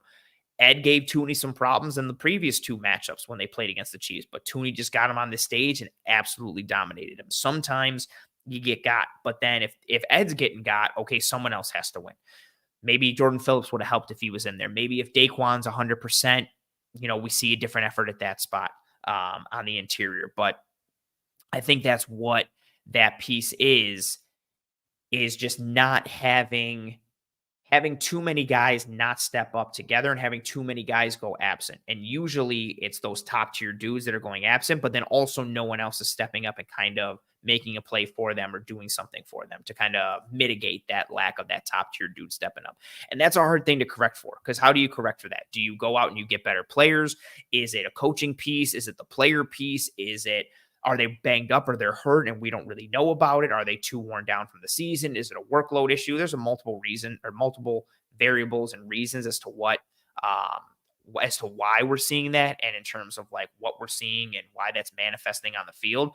But at the end of the day, the Bills have just had too many losses where you are wondering, oh, hey, like, where was so-and-so today? Or how come we didn't see more from this guy today? And it's just been unfortunate. And for a team that isn't laden with top tier talent, and I think the Bills are a very good team. I don't want to make it seem like they're not, but they're not this team that's loaded with all pro dudes and loaded with these household names. So the dudes that you do have, they've got to step up, because when you're in the playoffs against the Chiefs or against the Bengals or against the Ravens, you're going up against teams with multiple all pros, with multiple household names. So your guys have to step up and kind of mitigate those dudes. And if they don't, someone else has to step up and mitigate those dudes. And you're just not getting enough from the entire cast. I think it's like the best way to put it. There's too many guys going absent and not enough guys stepping up. And again, it's hard to get everybody to kind of find that sweet spot and find that rhythm where you get everybody clicking. And again, so much of it is matchup based, right? If you're playing better teams with better players, that's tough. Sometimes it's what's the statement? It's not X's and O's, it's the Jimmies and Joes. I think a lot of times when the Bills have gone into the playoffs, like against the Chiefs or against the Bengals, like, their Jimmies and Joes don't necessarily stack up with the other teams' Jimmies and Joes. I think if I said that correctly. And the Bills Jimmies and the Bills Joes have not balled out like the opponents have, or their Jimmies and Joes that you want to rely on for the Bills, they're hurt or they're injured or they're completely out, or they're playing but they're not ready to go, and they're going but they're 60% and they're gutting it out. It's just been this rotating door of guys not stepping up, guys behind them not stepping up. Not somebody that you need to have a good game from doesn't have a good game, and nobody steps up to kind of make the difference. Or there's too many injuries at that position for anyone to make a difference. Or player A has been balling out all year and now he's out and doesn't play, or he's too hurt and he's a shell of himself. It just seems like all these kind of rotating door of injuries or poor play or poor execution or poor design. At the end of the day, though, players are on the field. The players make the plays. If the Bills are healthier come playoff time, I think a lot of this kind of not solves itself, but it helps significantly. I don't want to sit there and say, if the Bills are healthy, their top guys are automatically going to step up, because again, not to keep harping on them, because I think Ed Oliver had a tremendous 2023, but I think Ed Oliver was largely healthy going into that playoff game against Kansas City, and you just didn't see what you needed to see from Ed Oliver. And again, that's just one example, but I think if they are healthier as a team, then you have more of your B plus guys ready to go. You have more of your B guys and your A minus guys. And if you have that, that gives you more rotation capabilities. It gives you more of an ability to play matchups and do those types of things without having that significant drop off. But at the end of the day, the Bills' dues needs to show up And that's kind of getting them a little bit. Like there, you just know week in and week out, and come those big game moments, that their dudes kind of disappear a little bit. And it's tough to just point it into one thing. Like, I'm not going to sit here and say, like, it's the players and they suck and they're not doing enough. I'm also not going to sit here and say it's the coaches. The coaches aren't doing it. They're not putting them in position to succeed. It's a combination of multiple things, which is why it's so frustrating, which is why I'm not going to sit here and say, you know, here's the one solution, because I don't think it's a one solution thing. It's a complicated issue, which requires a complicated solution. But I think the easiest way to mitigate that, or try and avoid, your top dudes disappearing or your top guys not stepping up, is to get more top guys, to get more B pluses, or hopefully land yourself some A minuses or A plus dudes, or just stay healthy. Right? If you can't make your roster better, you have to make sure your guys that are good stay healthy. And it just seems like the Bills can never get in that right rhythm, in terms of their good dudes play well, or their good dudes play well and then they get hurt, or they disappear, or they're out, or they're playing banged up. There's all of these pieces that just seem to not fall in their favor. I think a lot of the things we talked about in this episode kind of stems into that number one point of just being healthy at the right time. If that happens, it tends to mitigate, or at least give you a better floor in terms of removing variables, kind of putting you at an even position to evaluate and kind of see what's going on. But all in all, I don't think this Bills team is far off. Again, I know the loss to the Chiefs in the playoffs was ugly. I know it was less than ideal. But given what they were working with, like the fact that they lost by 3, and again, it shouldn't have. At the very least, we should have seen Mahomes with the ball going down to either get the Chiefs to kick a game-winning field goal, or have to score a touchdown to go up ahead of the Bills. So this team just is so perplexing year after year, man, with with how they find ways to lose, with how things fall apart at the wrong time, either execution wise or player wise or coaching wise or health wise. Like it's so frustrating to watch them year in and year out. But I don't think this team is far off. And it's just going to come down to one of these years. Can they win those 2 to 5 plays that make a difference against the Chiefs or against the Ravens? But it seems for whatever reason, they are destined to do this dance with the Chiefs every single year. And with the run that the Chiefs are on, at some point you're going to have to face them. So if you face them in the wild card, or you face them in the divisional round, or you face them in the AFC Championship, you're going to have to face them. Like the AFC is going to continue to go through the Kansas City Chiefs for as long as Patrick Mahomes, Andy Reid, and Steve Spagnuolo are there. Maybe somebody takes them out at some point, and if you're the Bills, you go a playoff run without having to play the Chiefs. You potentially see what happens. But at some point, you're going to have to go through the Kansas City Chiefs in the playoffs, which is how this continues to look. It looks like at the very least they're making the playoffs every year. They're probably winning their division every year. Cool. Can you get home field advantage? Cool. Does that even matter? Because they went on the road in Buffalo and went on the road in Baltimore and won both. They're just a good football team. And again, like I said, it's not just about Kansas City, although I know how I made the graphic and titled this episode, but I'm just using them as kind of like the torchbearer and the standard for the AFC and the NFL, obviously, because they won the Super Bowl. But, in order to get over this hump, whether it's Kansas City in particular, or it's just getting out of the AFC, or it's just getting past a healthy Bengals team, or the Ravens if you play them, or I don't know, a retooled Miami team, or we'll see what the Houston Texans become as they get another year. What does year 2 Tank Dell look like? What does year 2 CJ Stroud look like? What does this offense look like with Nico Collins and another year with Slowick and Will Anderson? Does he take a jump? And Derek Stingley, getting another full year. What does he look like in year 3? And they have money. And what do they do in the draft? Like, getting past anybody and just getting out of the AFC. But obviously, again, using the Chiefs as that standard and that example. In order to do that, all these things do need to kind of mesh and match up for the Bills. You need to get healthy at the right time and be healthy come playoff time. Again, having continuity on the offensive line will put them in good position to get over the hump in 2024.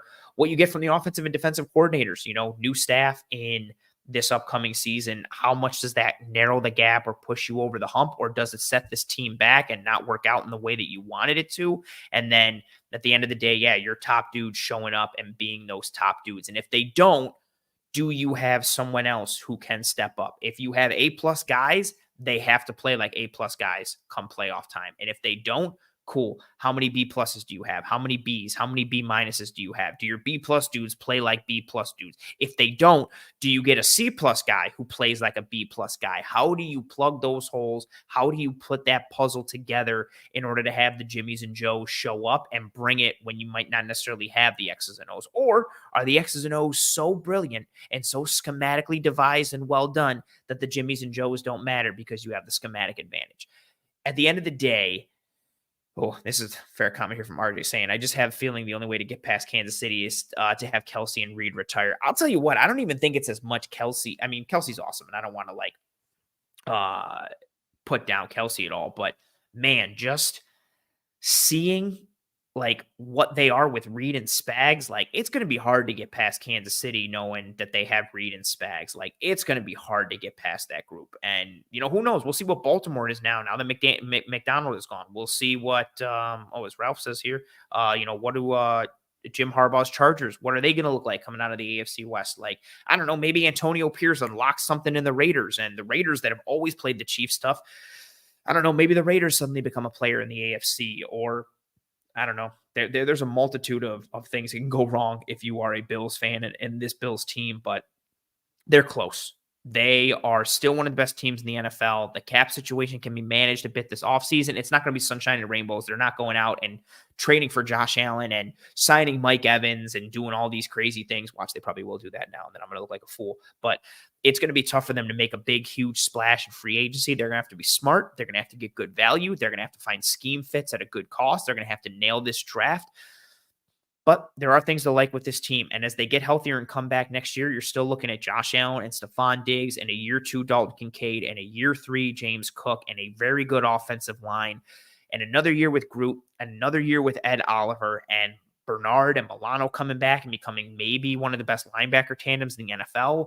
Benford and Rasul Douglas. We'll see what you get from Trey White. You have an all-pro nickel in Taron Johnson. We'll see what happens at safety. There is work to be done for this team, but they're close. And even with a mash unit of a defense in the divisional round, man, that ending of the game still, the Bills should have been in position to make the Chiefs have to go down and put points up on the board to win that game in the divisional round. Now, I didn't have a ton of faith that the defense was going to be able to stop them, but still, you never know. It's just a wild situation for this team to be in year after year, where it constantly seems like the pieces are there, they just don't click. The pieces are there, they just don't click. And I don't think that necessarily can be blamed on any one person or any one thing. I think a lot of it is just chalked up to the nature of football and how hard it is to win a Super Bowl and all the pieces that need to align for you to win a championship in the NFL. But then also looking inward on this team, where they have to be better as a coaching staff and be better as a roster and from an execution player standpoint, from the players, from the coaches, anything and everything. But they're not far off. It's closer than it may seem. So, how far are the Buffalo Bills from dethroning the Chiefs? I don't think they're very far. Again, I know the regular season is different from the playoffs, but the Bills continuing to beat the Chiefs in the regular season definitely says something. They just got to figure out a way to do it in the playoffs. And I don't think it's as far off as it may seem, even though it's very demoralizing to continue to lose to this team. But we'll see what happens as they go forward. That'll do it for us here on this episode of Disguise Coverage. So I'm going to throw up the banner. This says Toodles, folks. If you have not already, please, please, please, and thank you, drop a like on this video. It goes a sincerely long way towards helping myself and the entire team at Cover One to track and trend in front of more eyes and ears. So please drop a like on this video if you enjoyed this content. If you did not enjoy this content, that's fine. Tell your enemies about the show and try and make them watch it to try and ruin their day. If you're listening on one of the podcasting apps or platforms, that's cool too. Please rate and review and subscribe to Disguise Coverage. Here on YouTube, again, drop a like on this video. Turn on notifications for the Disguise Coverage playlist. Subscribe to the Cover One channel as a whole. Tell your family and friends and loved ones about the show and how awesome it is. Or again, if you didn't like the show, tell your enemies and try and ruin their day with it. Drop a like on this video. Drop a like on all the shows on Cover One if you can. Show some support to the brand if you care to do so and are kind enough to do so. Appreciate all the kind words coming through in the chat. Thank you very much. I don't really pull them up at the end because I feel corny pulling up kind stuff for myself, but I see all the kind words in the comment, and I appreciate that. Thank you very much. Go get yourself some One Pie Pizza if you live in Buffalo or in the Western New York area, or if you're anywhere in New York State, make the pilgrimage to Buffalo and get yourself some One Pie Pizza. Again, their information can be found in the episode show notes, whether here on YouTube or whichever podcasting app or platform you're listening to this show on. I'll be live with Mr. Eric Turner tomorrow night, Wednesday, 7 p.m. Eastern, for another episode of the Cover One Film Room, looking at the Bills' offensive side of the ball, like we did last week for defense, looking at traits and skill sets that the Bills will need to replace on the offensive side of the ball, how they can find them, what they look like, breaking it down with film and advanced metrics and all that stuff. So hope to see you tomorrow night for another episode of the Film Room. If not, I will see you next Tuesday, February 20th, 9 p.m. Eastern, for another episode of Disguise Coverage. Again, every week, live, every Tuesday, Disguise Coverage, 9 p.m. Eastern, and I am one of the co-hosts of the Cover One Film Room, live every Wednesday, 7 p.m. Eastern. Oh, that's awesome, Carl. Thank you so much. Carl says, thanks, and as always, here's a couple $1 for you. I appreciate the hell out of you, Carl. You're here every week on Disguise Coverage. I'll see you in the Film Room a ton as well, and I just appreciate you being here and the comments and the engagement. But thank you for the kind words and for the super chat. That's awesome, man. Thank you so much. I really appreciate that. That was super cool. I appreciate that. I also just saw this comment from you saying Mahomes can win 8 rings and take over the title of the GOAT from Tom Brady. That's fine, but I would like to see the Bills have some luck and win 1 or 2 Super Bowl rings during that time we have Josh Allen. I brought this comment up because I'm in the same boat. I would love the Bills to have a dynasty in this huge run. I don't need that. Give me just one. I just want 1 Super Bowl. That's it. Just give me 1. If I got 2, if the Bills got 2, I'm over the moon. But yeah, just give me at least 1. Man, that would be some kind of something. But I appreciate that comment. And again, Carl, thank you for the super chat.